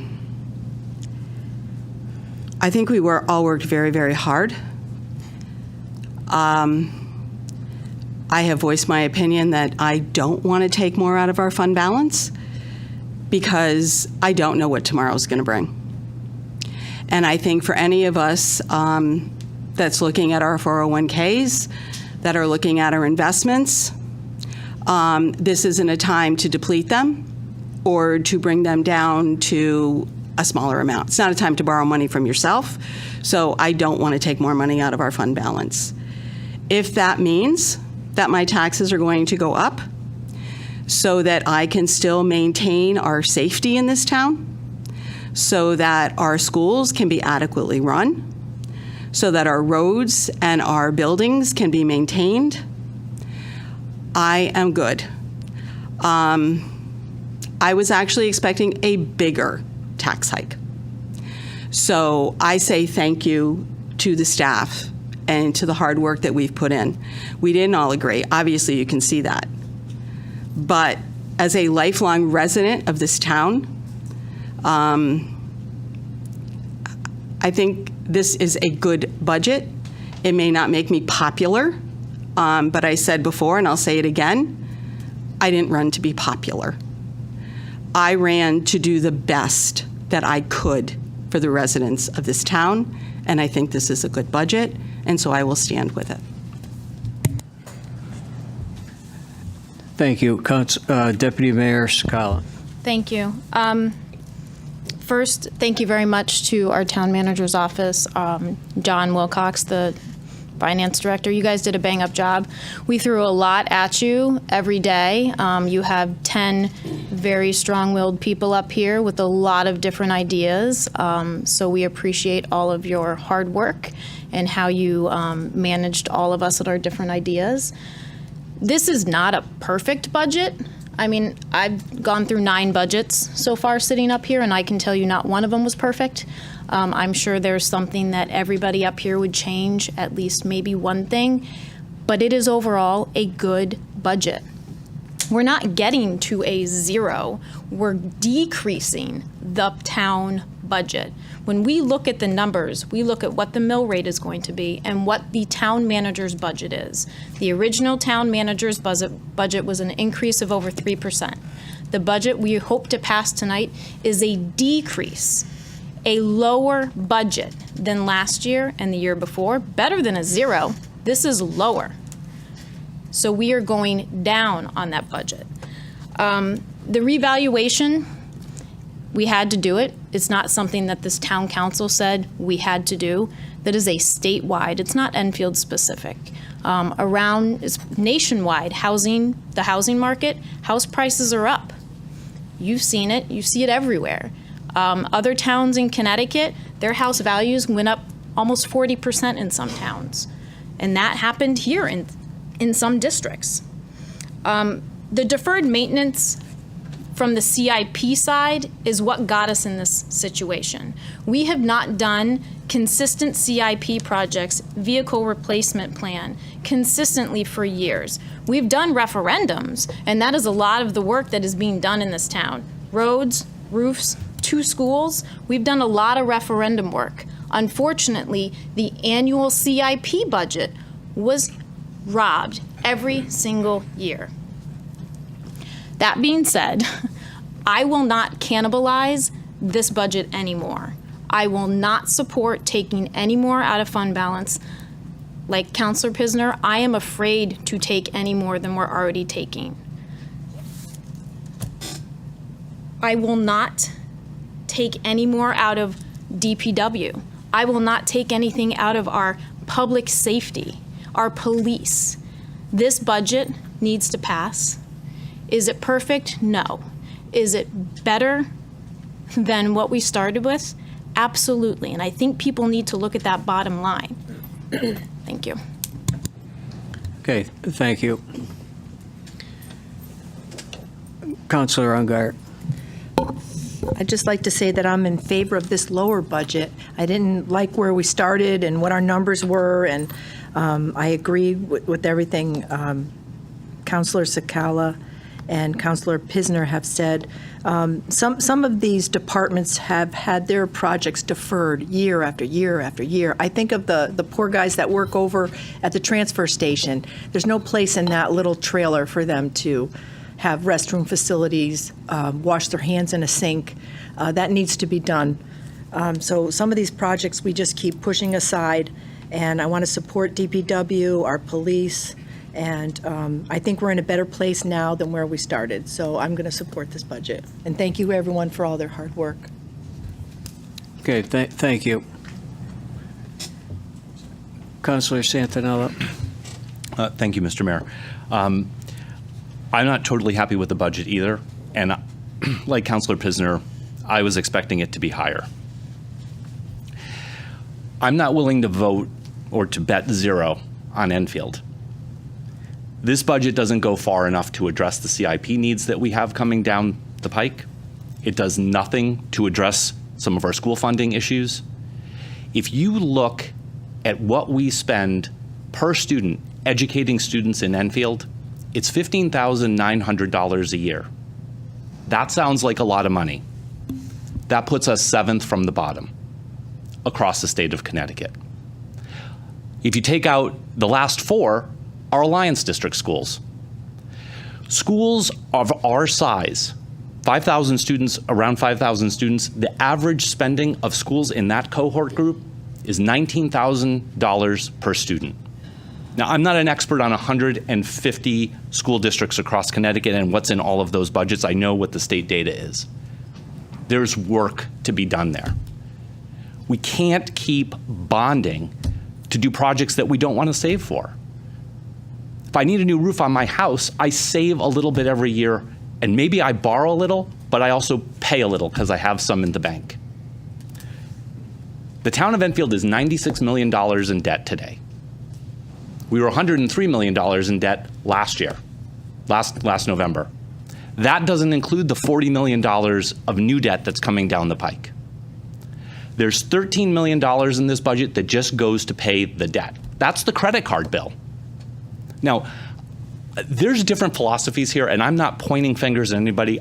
It's just a different philosophy that I have. We have to do a better job saving, so we're not borrowing as much. Other people think, no, we should just keep borrowing. I have a problem with that. I have a problem with keep putting things on the credit card. It's kicking the can down the road. So I wish this budget was higher. But anybody who thinks that we're going to take the budget that's on the table and start stripping out police cars and start stripping out services for the DPW, you know, the people who work in this building, go look in the bathrooms. Go to the bathroom. These people work for us. It doesn't say very much about us when you send the people who are here to do our work into a bathrooms that look like that every day. It says we don't care. And you know what? I care about the people who work in this building, and I care about the people who live in this town. It's not cheap. It's not cheap. We're not asking for blood. We're asking for a little bit more. You deserve a little bit more. You deserve better than that. You should be getting more. But I will not vote for anything that strips another thing out of this budget. That's all I have to say. Thank you, Councilor Santinella. Councilor Hopkins. Thank you, Mr. Mayor. Firstly, as many people have pointed out, this reevaluation has been a huge hurdle. It's not one we asked for. Town staff and the town councilors, my colleagues, spent a lot of time, and the town manager's office spent a lot of time trying to tackle this big hurdle. At the end of the day, there are differences of opinions. I think it's important to note that work that has been done because it's not necessarily fun unless you're a big fan of numbers. I've also spent a lot of time speaking with my constituents, both by phone and in person. They have raised a lot of concerns about inflation and the ongoing uncertainty about the future of our economy. For me personally, I can't support this proposed budget because of the tax burden that it has on a good portion of my district. Around a 7.7 average percent increase. That's too high for the folks that I've talked to, and for that reason I can't support it. I've also spent a lot of time combing through and reading this budget. I do think there are alternative ways to get to zero. I respect the differences and I respect the work everybody's put into this. If this proposed budget does not pass, I will propose an alternate with some slight differences that does get to that zero amount and with a different mill rate. Ultimately, this is a tough decision, and I think that everyone has tried their best to solve the problem of reevaluation. I come down on this differently based on the many conversations I've had with people. So I want to thank everybody for their effort. Okay, thank you. At this time, I would like to, excuse me, I'm sorry, Doug. No, that's all right. Councilor Finger. Thank you. Yeah, it's kind of hard to wave my hand in North Carolina. I just wanted to thank everybody, the town manager and finance director and stuff, and all of us on the council. This has been, as Councilor Pisner said, a very difficult decision, being our first time. I've been lost up to this whole thing, listening to everybody and on both sides of the coin. And this has been a very difficult situation for me. And I just wanted to say that, one of the very important people that was on the council for many years, and God bless his soul, is Councilor Bosco. One of the things him and I had conversations about a month or so before he passed, the advice he gave me was very simple. You help the police department, you help DPW, and you help the schools and the kids. And I'm sorry for the way things have turned out with people. We're all in this together. As when COVID started, we're all one big family here, and that's the way I look at it. We're all pretty close, and I just want to say thank you to everybody, and God bless everybody. Thank you. Thank you, Doug. We're going to start with the introduction of the main motion. Resolve that Page 4, General Fund Revenue Summary, and page 8, Summary of Expenditure by function of the town budget as submitted by the town manager, and the estimates for the fiscal year commencing July 1st, 2022, and ending June 30th, 2023, including estimates of receipts and expenditures and recommendations of said Town of Enfield 4. The Water Pollution Control, pages 72, 74 to 79. Social Services Fund, pages 82 to 86, 88 to 108.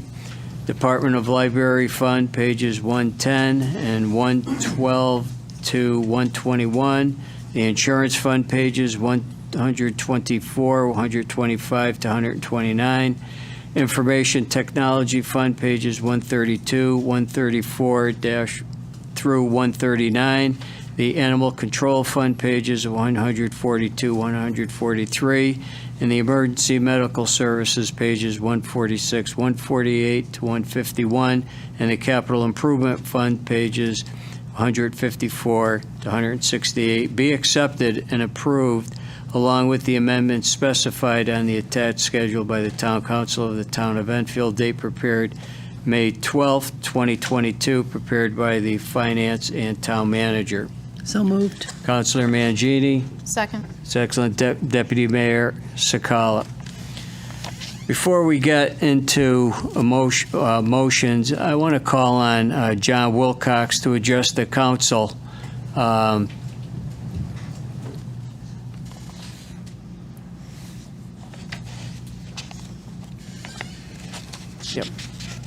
For late-breaking news today with the superintendent.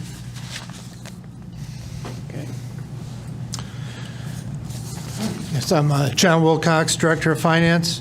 As you know, the school district has been named as an Alliance District, and after we would kind of prepared this budget under a period of uncertainty, and this morning the superintendent met with the Department of Education regarding the Alliance District naming. There apparently are going to be some changes to the statutes regarding the Alliance District. However, we have not seen anything regarding their, anything in writing regarding what those changes are. As a result, I think that we are still in a position that's solid, and that I think that even with the changes to that language, we should be good going forward, and any changes that need to be made can be addressed at a future meeting. And that's really all I have to say on it, because we really don't know that much about it other than a few comments from the Connecticut Department of Education. Okay, thank you. Thank you. At this time, we're going to have 23 amendments that were the result of the hard work of staff, along with the counselor recommendations, followed by our 2 budget deliberations, and the work reduced the mill rate by over 6 mills and achieved a 0 increase with the water pollution control sewer fees, as well as lowered the amount people will pay for their motor vehicle taxes. Before we get to those amendments, it's my understanding that Councilor Hopkins, do you have some amendments that you'd like to propose on the floor at this time? That is not correct. My understanding is in order to propose these amendments, we would need to vote on the first resolution, and then we can bring these up. So as I said earlier, if this proposed budget doesn't pass, I would like to raise an alternative so that it doesn't default to the average 10% tax increase one, which was proposed initially. Okay. We will proceed. Well, we have to have a motion on this. We did. Huh? We did. Yep. Okay. All right. We have to have a.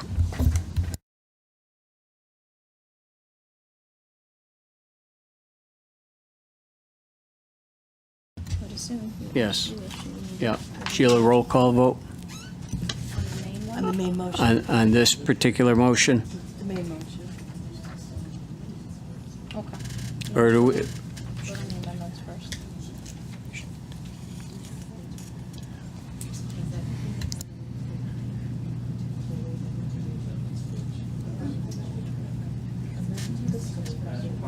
You should do the amendments first. All right, we will.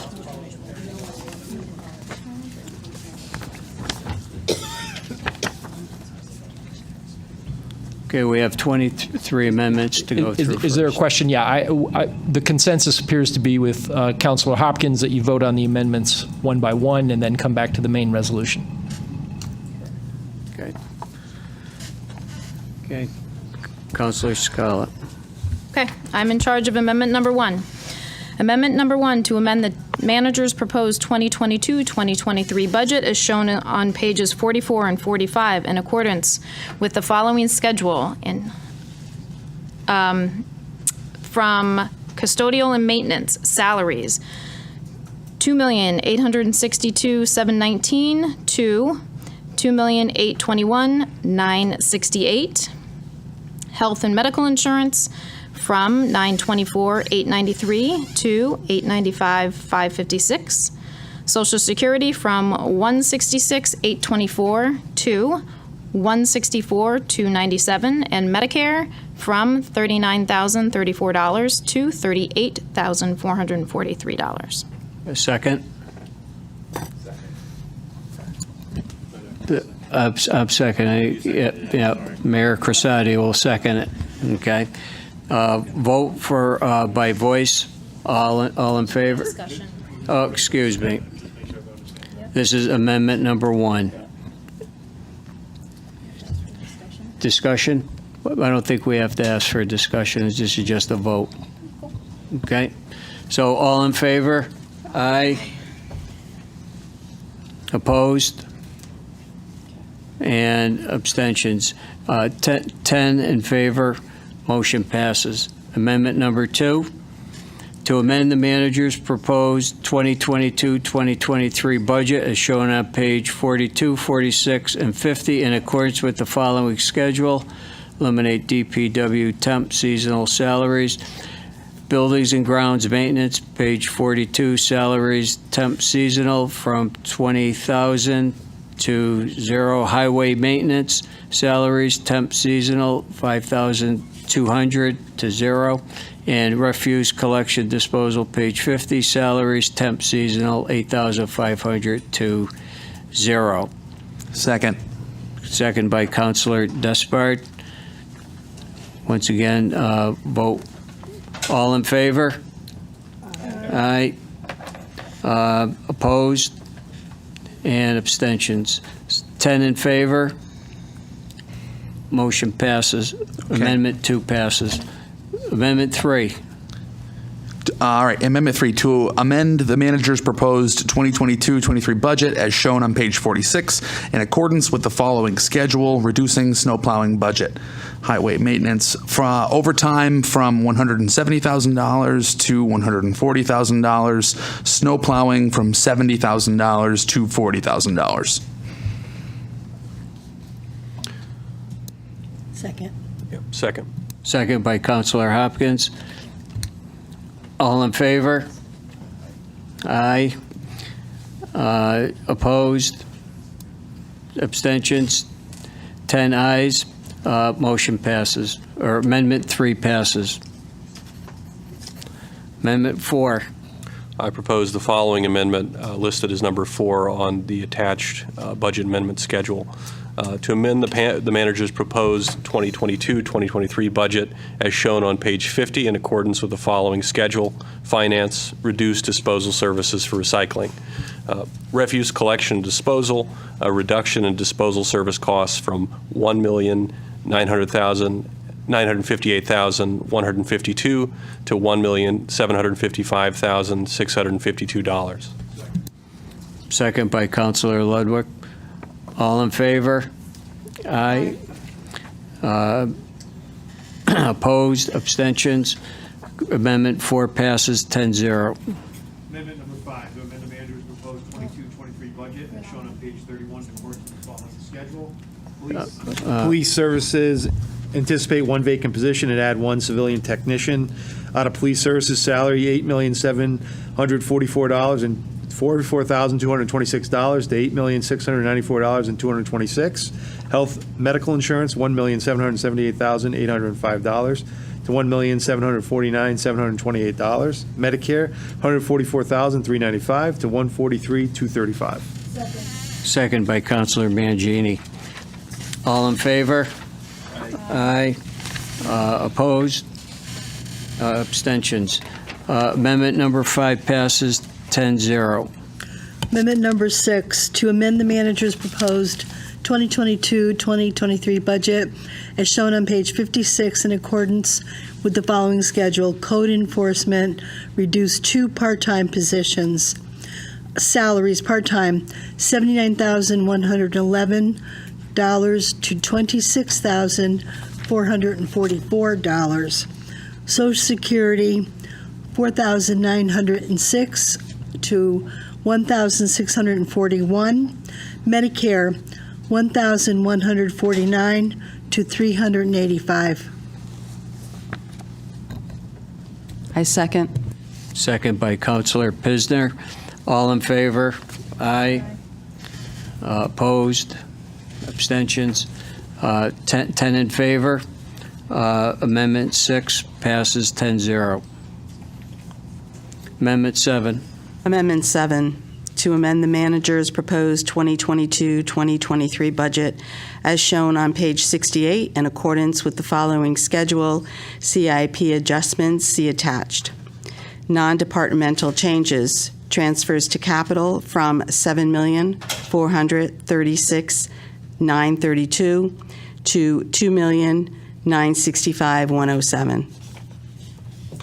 Second. John. Second by Counselor Santinella. All in favor? Aye. Opposed? Abstentions? 10 in favor. Amendment 7 passes 10-0. Amendment 8.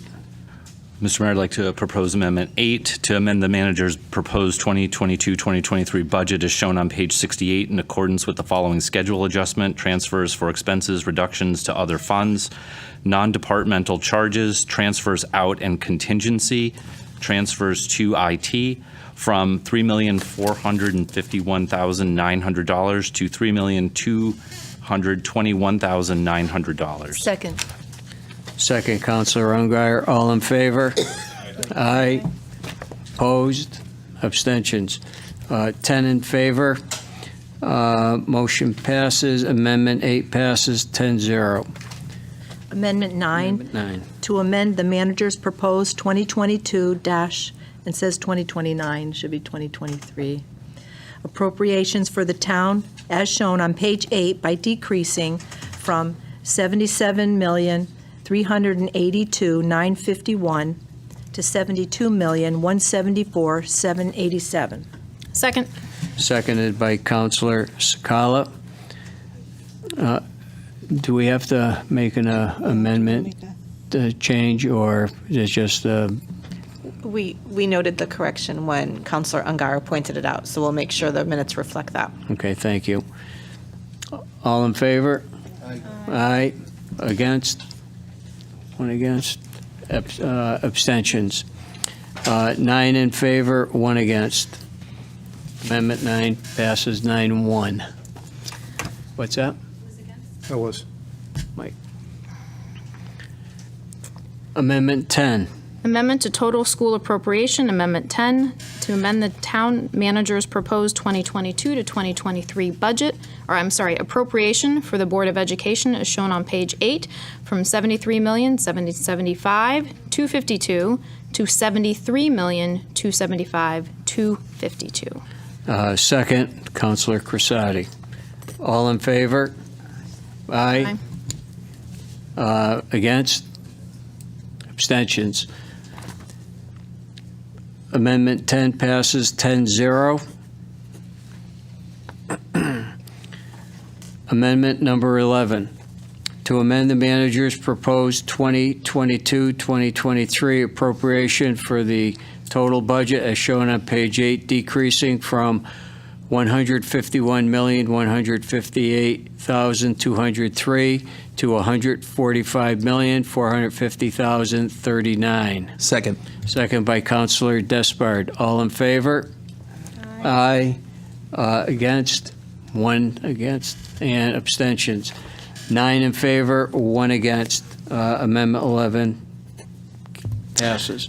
Amendment 12. Amendment 12, to amend the manager's proposed 2022-2023 budget as shown on page 5 in accordance with the following schedule. Increase prior year levy estimate and adjust current year taxes for new mill rate. General fund revenue. Taxes, real estate, $88,949,639 to $81,368,147. Taxes, motor vehicle, from $12,136,597 to $11,101,662. Taxes, personal property, from $8,179,938 to $7,842,403. Prior year levy from $1 million to $1.3 million. Second. Seconded by Councilor Hopkins. All in favor? Aye. Against? Opposed? And abstentions.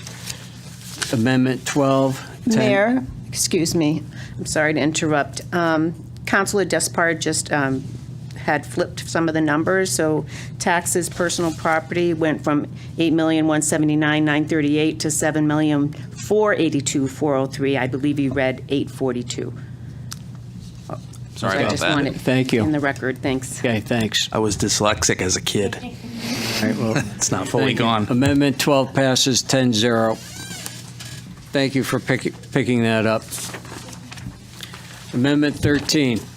I propose an amendment to the town manager's proposed attached amendment schedule, listed number 13 on that schedule, to amend the manager's proposed 2022 to 2023 budget as shown on page 5 in accordance with the following schedule. Increase building permit revenue estimate, licenses and permits, building and mechanical from $900,000 to $1 million. Second. Second by Councilor Ludwig. All in favor? Aye. Against? Abstentions. Amendment 13 passes 10-0. Amendment 14 to amend the manager's proposed 22-23 budget is shown on page 5 in accordance with the following schedule. Increased estimate pilot payment, intergovernmental revenue, tax loss, state property, $1,234,028 to $1,556,174. Second. Second by Councilor Mangini. All in favor? Aye. Opposed? Abstentions. Amendment 14 passes 10-0. Amendment 15. To amend the manager's proposed 2022-2023 budget as shown on page 6 in accordance with the following schedule. Budget for NIP bottle surcharge revenue, miscellaneous revenue, Connecticut bottle surcharge from 0 to 70,000. Second. Second by Councilor Pisner. All in favor? Aye. Against? Abstentions. Amendment number 15 passes 10-0. Amendment 16. Amendment 16, to amend the manager's proposed 2022-2023 budget as shown on page 6 in accordance with the following schedule. Record transfers from cultural and arts. Intergovernmental transfers in from other funds from $75,000 to $105,000. Second. Seconded by Councilor Santinella. All in favor? Aye. Against? Abstentions. Amendment 16 passes 10-0. Amendment 17. Amendment 17 to amend the manager's proposed 2022-23 budget is shown on page 6 in accordance with the following schedule. Record transfer from cultural arts, utilization of fund balance, appropriated fund balance from $4,360,000 to $7,143,652. Second. Seconded by Councilor Ungar. All in favor? Aye. Against? Abstentions? Amendment 17 passes 10-0. Amendment 18. Amendment 18, to amend the manager's proposed 2022-2023 budget by decreasing the total revenue appropriation as shown on page 5 and 6 from $151,158,203 to $145,450,39. Second. Seconded by Deputy Mayor Sakala. All in favor? Aye. Against? One. Abstentions. Amendment 18 passes 9 in favor, one against, 1 nay. 9-1. Amendment 19. To amend the manager's proposed 2022 to 2023 information technology budget as shown on page 134 in accordance with the following schedule: to advance upgrade of FY22, reduce COVID cell phone expenses, and delay town refresh. Information technologies, technology services, or technological services from $2,097,017 to $1,937,017. Telephone from $301,000 to $291,000, and to technology equipment, $654,80 to $594,80. Second, Mayor Crissati. All in favor? Aye. Against? No. All right. Amendment 19 passes 10-0. Amendment number 20, to amend the manager's proposed 2022-2023 information technology budget as shown on page 132 to reduce general fund support to reflect information technology amendments to appropriations. Information technology general fund transfers in from $3,451,900 to $3,221,900. Second. Seconded by Councilor Despard. All in favor? Aye. Against? Abstentions. Amendment number 20 passes 10-0. Amendment 20, is there supposed to be a 21? It goes right to 22.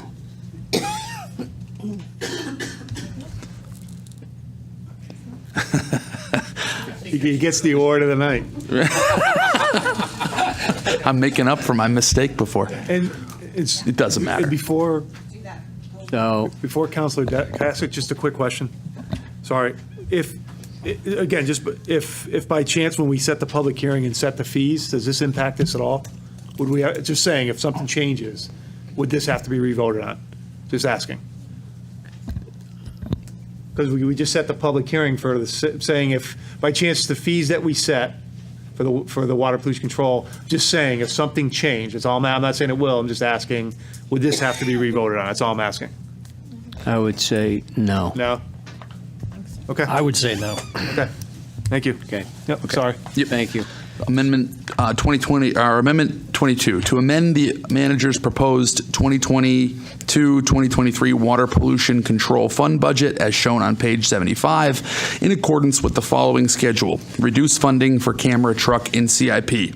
Non-departmental charges transfers to capital from $1,698,282 to $1,473,282. Second. Second by Councilor Hopkins. All in favor? Aye. Against? Abstentions? Mr. Mayor, if I may, just point of order, point of privilege as town attorney, we'll just note for the record that there's a Scrivener's error. That's what was just referred to as Amendment 22 is actually Amendment 21, just so the record's clear. And likewise for the next amendment, which is 23 in the written schedule, but will actually be the 22nd amendment you vote on, just for clarity of the record. All right. Thank you very much for that clarification. I propose the following amendment listed as number 23 in the budget amendment schedule to amend the manager's proposed 2022 to 2023 water pollution control fund budget as shown on page 72 to reduce estimated water pollution control fund revenue. Water pollution control fund revenue charges for services $7,586,857 $7,586,857 to $7,361,857, with the additional note that there is a scrivener's error. This should ultimately be amendment number 22. Second. Second by Counselor Ludwig. All in favor? Aye. Against? Abstentions. So amendment number 22 passes 10-0. All right, now going back to the main resolution. Now we have to vote on this. Sheila, roll call. Counselor Despard? Against. Counselor Finger? For. Counselor Hopkins? Against. Counselor Ludwig? Against. Counselor Mangini? For. Counselor Pisner? For. Counselor Santinella? 4. Counselor Ungary? 4. Deputy Mayor Sakala? 4. Mayor Crisati? 4. That's 7, 4, and 3 against, and no abstentions.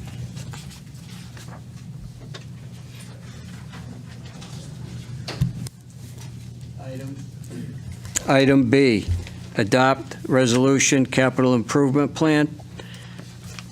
Resolve that the town council of the town of Enfield hereby finds and determines that each capital project for the 2022-23 fiscal year indicated as a series or a specific capital expenditure in the capital improvement annual budget shall constitute a single appropriation of funds for said series or expenditure, date prepared May 12, 2022, prepared by the finance and town manager.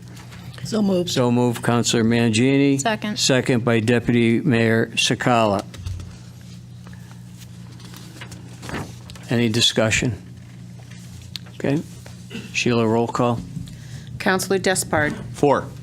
Counselor Finger? For. Counselor Hopkins? 4. Counselor Ludwig? Against. Counselor Mangini? For. Counselor Pisner? For. Counselor Santinella? 4. Counselor Ungary? 4. Deputy Mayor Sakala? 4. Mayor Crisati? 4. That's 9 in favor and 1 against, and no abstentions. C, adopt a resolution, educational block grant.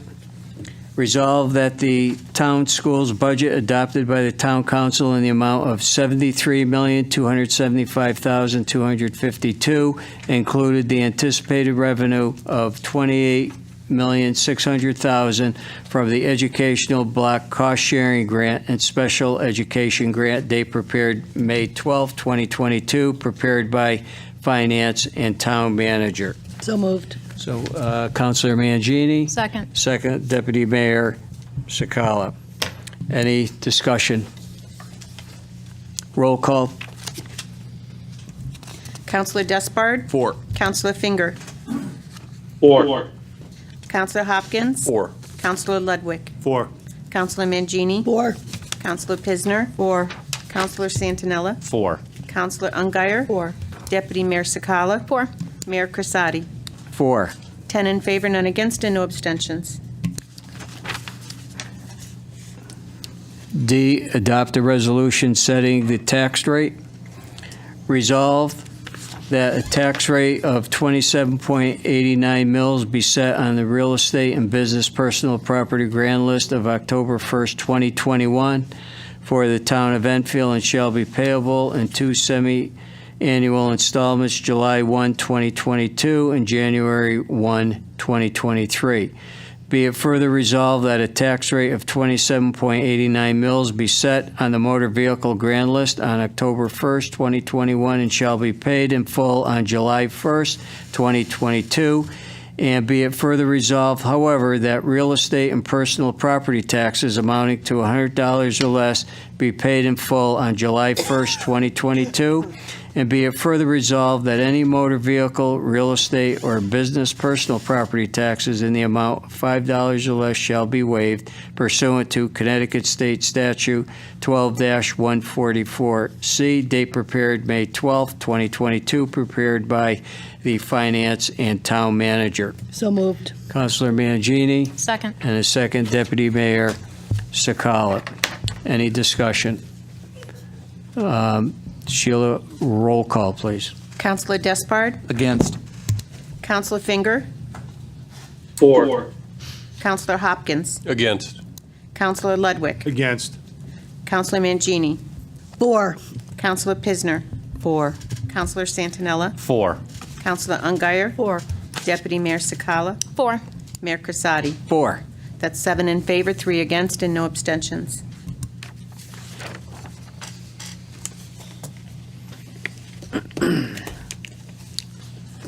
Well, I want to thank everyone for their affirmative votes on tonight's budget. I'm very appreciative of all the work that's been done by the staff, especially during this time of reevaluation and our residents. This budget maintains services, but it's going to be decreasing the amount of expenditures from last year's budget. So we maintain services to the taxpayers while also shrinking the size of government and reducing the mill rate. And that is quite an accomplishment. However, our work is not done. And at the June 2nd meeting, I will be introducing a resolution to form a committee as required by law to investigate whether we should expand our senior and disabled tax credits, and as well as add a senior volunteer tax credit. So we are going to be investigating that to help with this budget process. And I think that, we're going to be moving forward on that. It's a great initiative that's going to be set forth by this council. And I would like to also invite all council members to think about names for this panel as any other policy or collaborations that we have and evaluating as we move forward. But, once again, to our staff, to our department heads, to everybody that's on this council, this has been a long process and a long journey. We, during this reevaluation period, has been very difficult in doing this budget. We have gone back and forth. We reduced that mill rate. We have an overall budget of a 0.67 decrease, which is outstanding. This town, different sections of the town increased their property values, and some increased more than others. Overall, I'm very pleased with the outcome of tonight's budget. To our town manager, assistant town manager, our town attorney, our town clerk, our finance director, and all of our department heads, and everybody on this council, I thank each and every one of you, because you really worked very, very hard in this process. All right. Moving forward, our next 8 items are from Public Works, and I want to recognize Don Nunes, our Public Works Director, who's here tonight to answer any questions that we're going to have from the council after, going down through items H through O. All right, and so at this point in time, we're going to be moving on to item H, which is the discussion resolution, request for a bid waiver for the processing of municipal recycling. The resolution reads, whereas the town of Enfield generates approximately 3,500 tons of household recycling each year, and whereas the town has utilized USA Hauling and Recycling, Inc. for the processing of recycling since 2012. And whereas the USA Hauling and Recycling has provided reliable and efficient service, and whereas the Department of Public Works has determined that there are no alternative providers with the capacity to process the town's recycling, and whereas USA Hauling and Recycling has offered a contract extension to the town on favorable terms. Therefore, be resolved that the Town Council does hereby find, based on the foregoing compelling public interest, and in accordance with Chapter 5, Section 8D, that there is therefore against the best interest of the town to solicit bids for recycling services. So moved. So, Councilor Mangini, and Second. the second, Deputy Mayor Sakala. Discussions? Yes. I have 2 completely unrelated questions. Number 1, since we added that resolution in the beginning to the agenda, should this be G still, or is this H? My notes say G, and I just don't know if we're H, and that knocked everything down, because I am one off from Mr. Mayor. I have this as discussion item G on my agenda. G? It is G. Okay. Okay. All right, thank you. And, Got it. And number 2, completely off topic, we have about 45 minutes more of discussion and resolution. Nobody is going to be upset if you Boy Scouts go. It's really late, and nobody's going to be upset. And we thank you for being here anyway, but I know how boring this could be sometimes, especially when you're a kid. So you're free to go if yes, you'll still get a badge even if you leave before the end of this. And if anybody says anything differently, you go talk to Marie. Marie said you can have your badge. Thanks.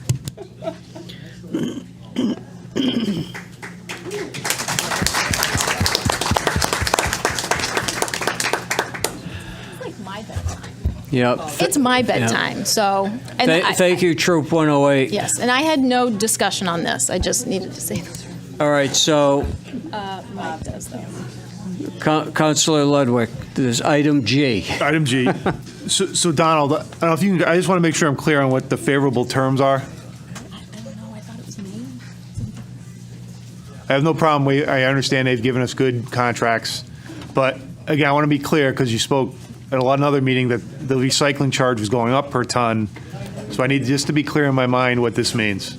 Yeah, so we hired, DPW hired a consultant, a trash expert, to again look at the current state. And after a very long report, he engaged on our behalf several other large processors of recycling, and they did not want to engage. There's either a volume problem or there was a variety of other things. Well, that it's offloading problem. I mean, let's be honest about it. Right. So through that, in working with the consultant, he gave us recommendations on how to handle this next year. So we were able to negotiate with USA back and forth on percentages based upon the average commodity the daily commodity rates and all the kind of things like that. Working with USA, they also will not be charging us the processing fee up front. Will be a net fee, so that has helped reduce things down tremendously, because before it was $100 a ton, then we would get certain money back afterwards. So right now, with that negotiating that's really helped the budget too come down, because we would have to pay up front for it, but now we're just going to pay the net, so that really helped out.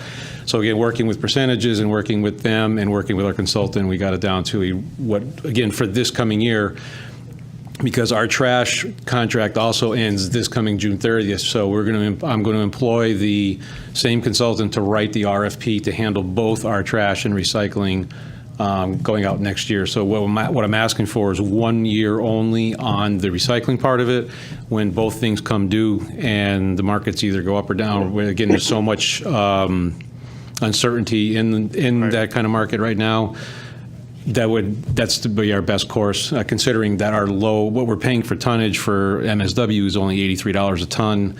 No matter what he would offer to do both right now isn't going to work based upon our $83 a ton. Right. So this is the best rate. This is the best way to proceed for this coming year, and I will deal with it come January of 23. So in January, do we have to go to bid again, right? So we have to go to bid.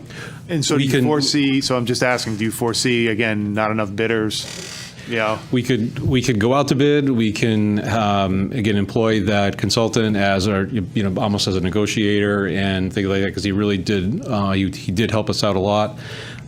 So we can go that tact or go out to bid, but we may only get one bidder anyway, so we don't know at that time. So it all depends on if USA wants to engage with us as well after the end of this year. Is the same offloading issue with recycling as it is for regular trash? Yes.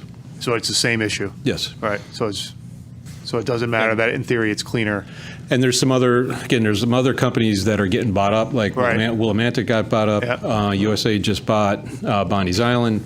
So there's the vendors are becoming few and far between, and so whether you may be dealing with a different name like Willimantic, but you're actually dealing with Casella. So it's the same. It's basically the same parent company. Yeah, I have no problem waiving bids because when you give me the detail that you just did, so I appreciate it. I think it's important for people to understand, again, as we go through, as we have other issues with barrels and other things people are mentioning, this is not going to be cheap, and it's unfortunately going to get, you're mentioning January, it's not that far away, where that contract goes out to bid, and it gets, I think, a little scarier when it comes to where we got to actually, whoever can offload it, no matter where they go. All right. Appreciate it. Thank you.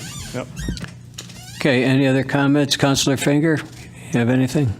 Yes, I will be abstaining from this one here, Jake, in my vote. Okay, Sheila, roll call. Counselor Despard? 4. Counselor Fingers abstaining. Counselor Hopkins? 4. Counselor Ludwig? 4. Counselor Mangini? 4. Counselor Pisner? 4. Counselor Santinella? 4. Counselor Ungary? 4. Deputy Mayor Sakala?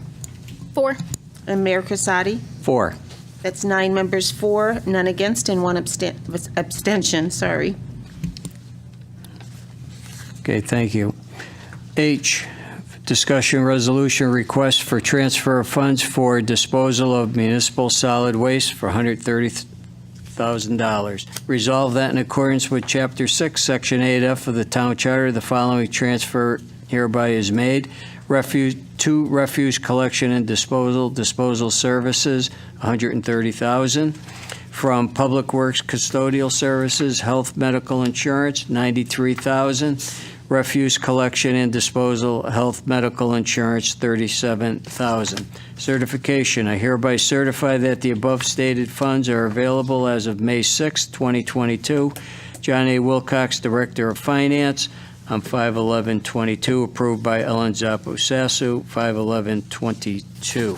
So moved. Councilor Mangini, and a second. Second. Councilor Santinella. Any discussion?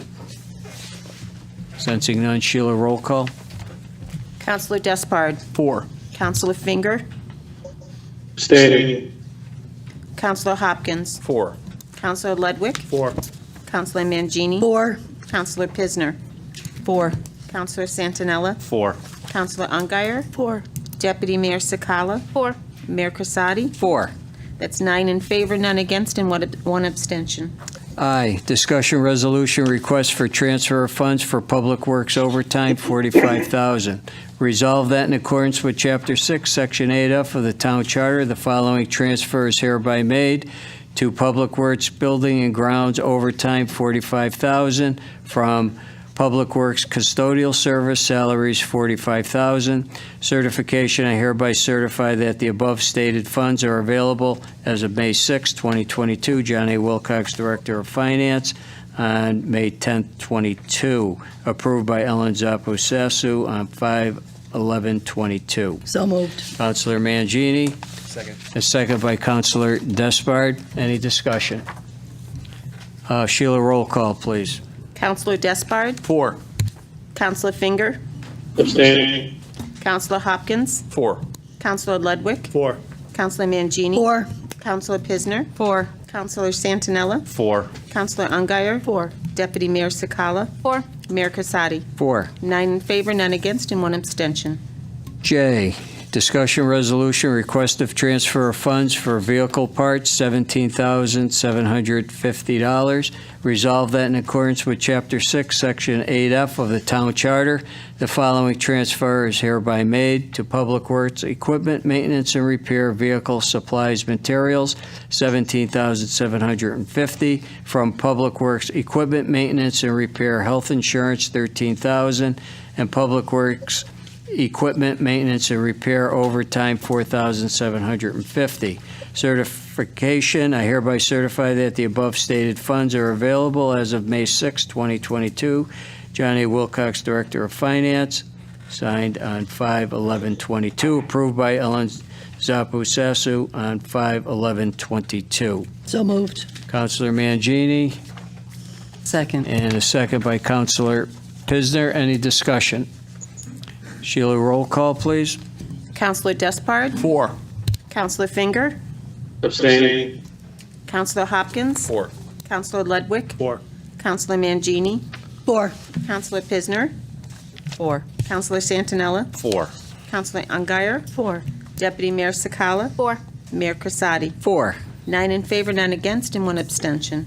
Okay, discussion resolution, a request of transfer of funds for the purchase of a camera truck for the water pollution control of $228,075.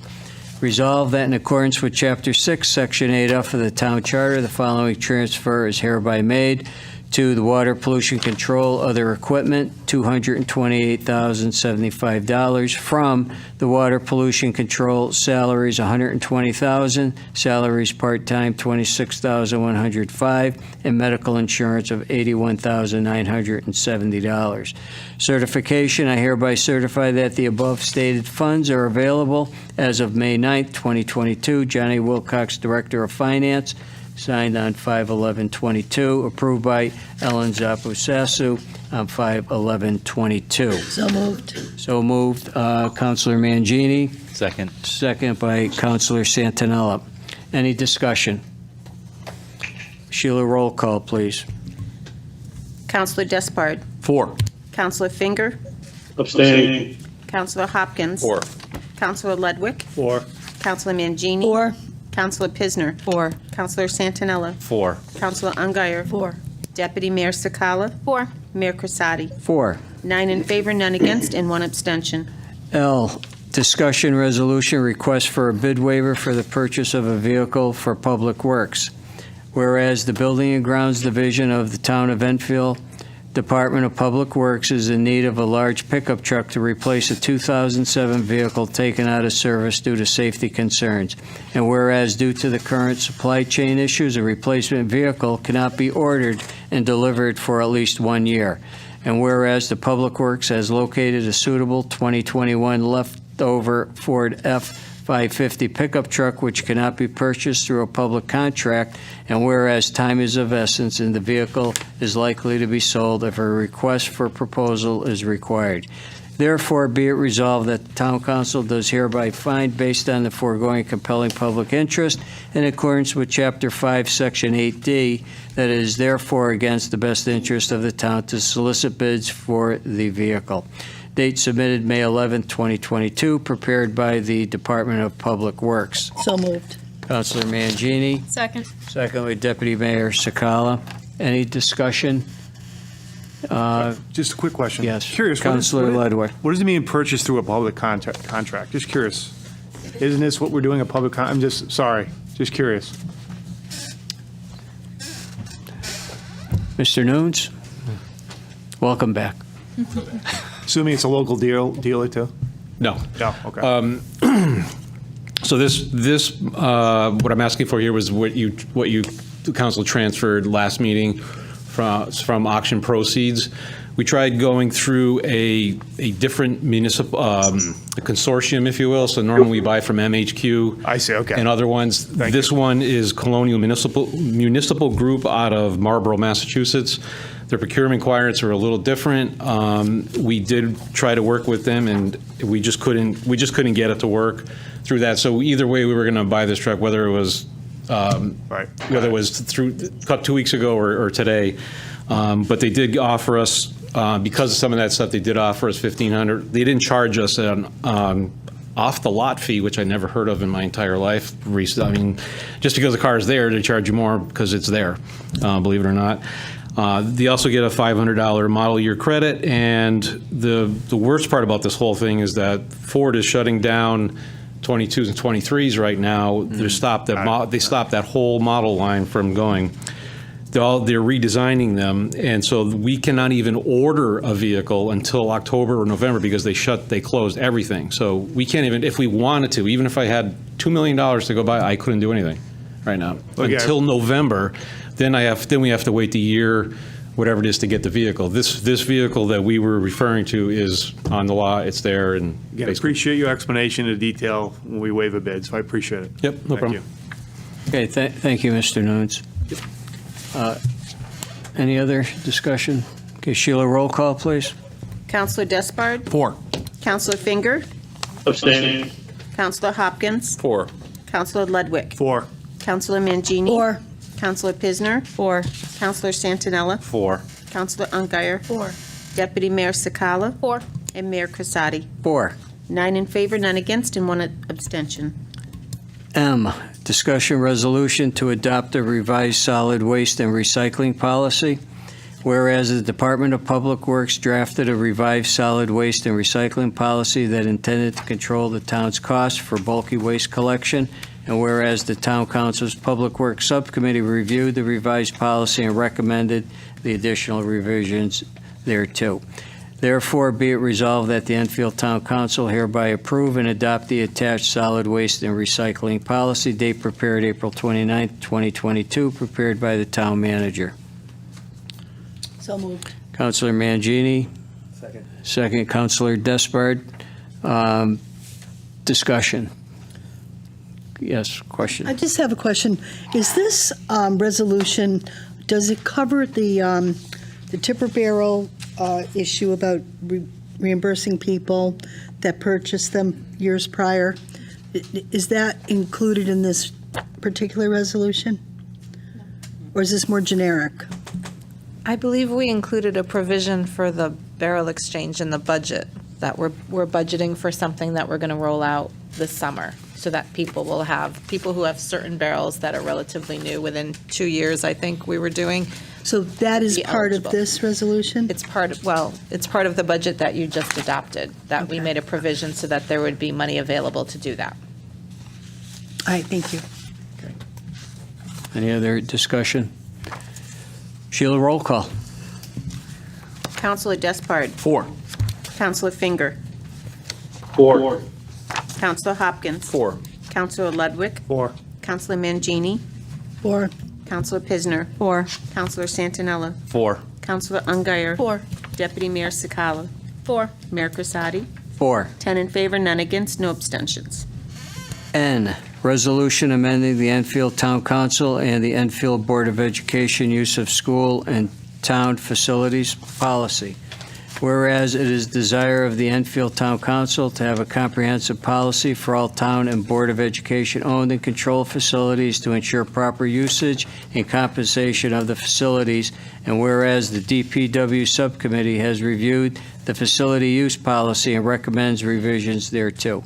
Now therefore be resolved that the Enfield Town Council does hereby adopt the facility use policy in accordance with the attached revisions created by the Town Manager's Office, date April 29, 2022. So moved. Councilor Mangini, Second. a second, Councilor Hopkins. Any discussion? Yep, Sorry, Councilor Ludwig. Sorry, Donald, one quick question. Just want to make sure I understand something, that's all. So in the section on page 6, again, I just want to make sure I understand the process. So all those groups, they're all crossed out, so that mean, what's that mean versus it says, again, you're keeping a list? Are they exempt or they're not? Yeah, it was just redundancy in it, because they're going to submit them anyway, but they still have to submit it All right, anyway. so they still go, but that doesn't mean, cross them out doesn't mean they're no longer not exempt. I That's guess. correct. It's just trying to clean it up and Perfect. streamline. Thank you, that's it, Yep. simple, thank you. Okay, thank you. Greatly appreciate that. Sheila, roll call. Counselor Despard? 4. Counselor Finger? 4. Counselor Hopkins? 4. Counselor Ludwig? 4. Counselor Mangini? 4. Counselor Pisner? 4. Counselor Santinella? 4. Counselor Ungary? 4. Deputy Mayor Sakala? 4. Mayor Crisati? 4. 10 in favor, none against, no abstentions. Okay, number 12, any other business proper to come before the meeting? Is there any other business anybody has? I do have one thing that I would like to submit. I did receive an email earlier today from a resident, and I'm just going to submit this into the record. Okay, if somebody can just come and get that, just we'll pass that down.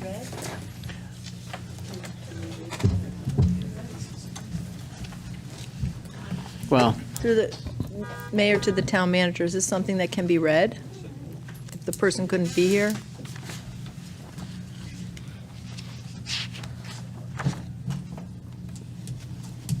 I mean, I think it's made part of the record. Yeah, it should be read. I haven't read it. Well, I don't think it's a requirement to be read. It's just an email that was sent to us. I made a copy of it, and just to be put in the record.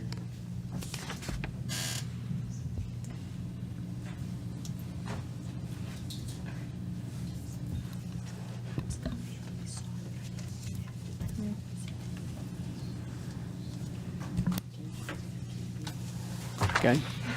All right. Okay, good. Can I ask a question? Question? Through the mayor to the town manager, can that be read during the last public communications? It's not an action item, so I'm happy to take direction as to, or I can make copies for everybody. It was an email that was sent to everybody.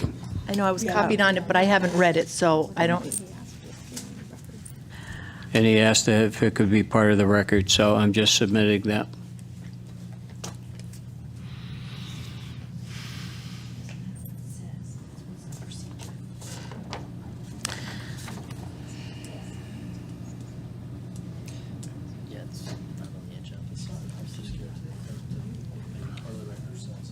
You know, we don't have to. Mr. Mayor, I We believe the don't have policy and to read procedures that. dictates here that the procedures and policies of the council is that if there's public communication, the person needs to be present. If they Correct. wish to submit something to the record, I believe the policy is it can be submitted. It could and be distributed. submitted. But Yeah, it was in- given to all of us. in the past, it has been read. Got it. So I don't know if that currently stands. Yeah, I don't know. Okay. No, it was submitted to us, and I'm submitting it in to the record. Correct.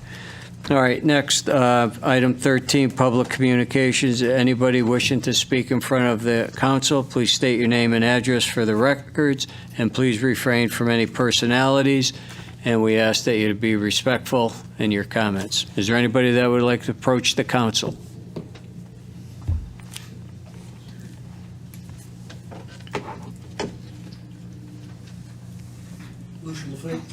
Okay.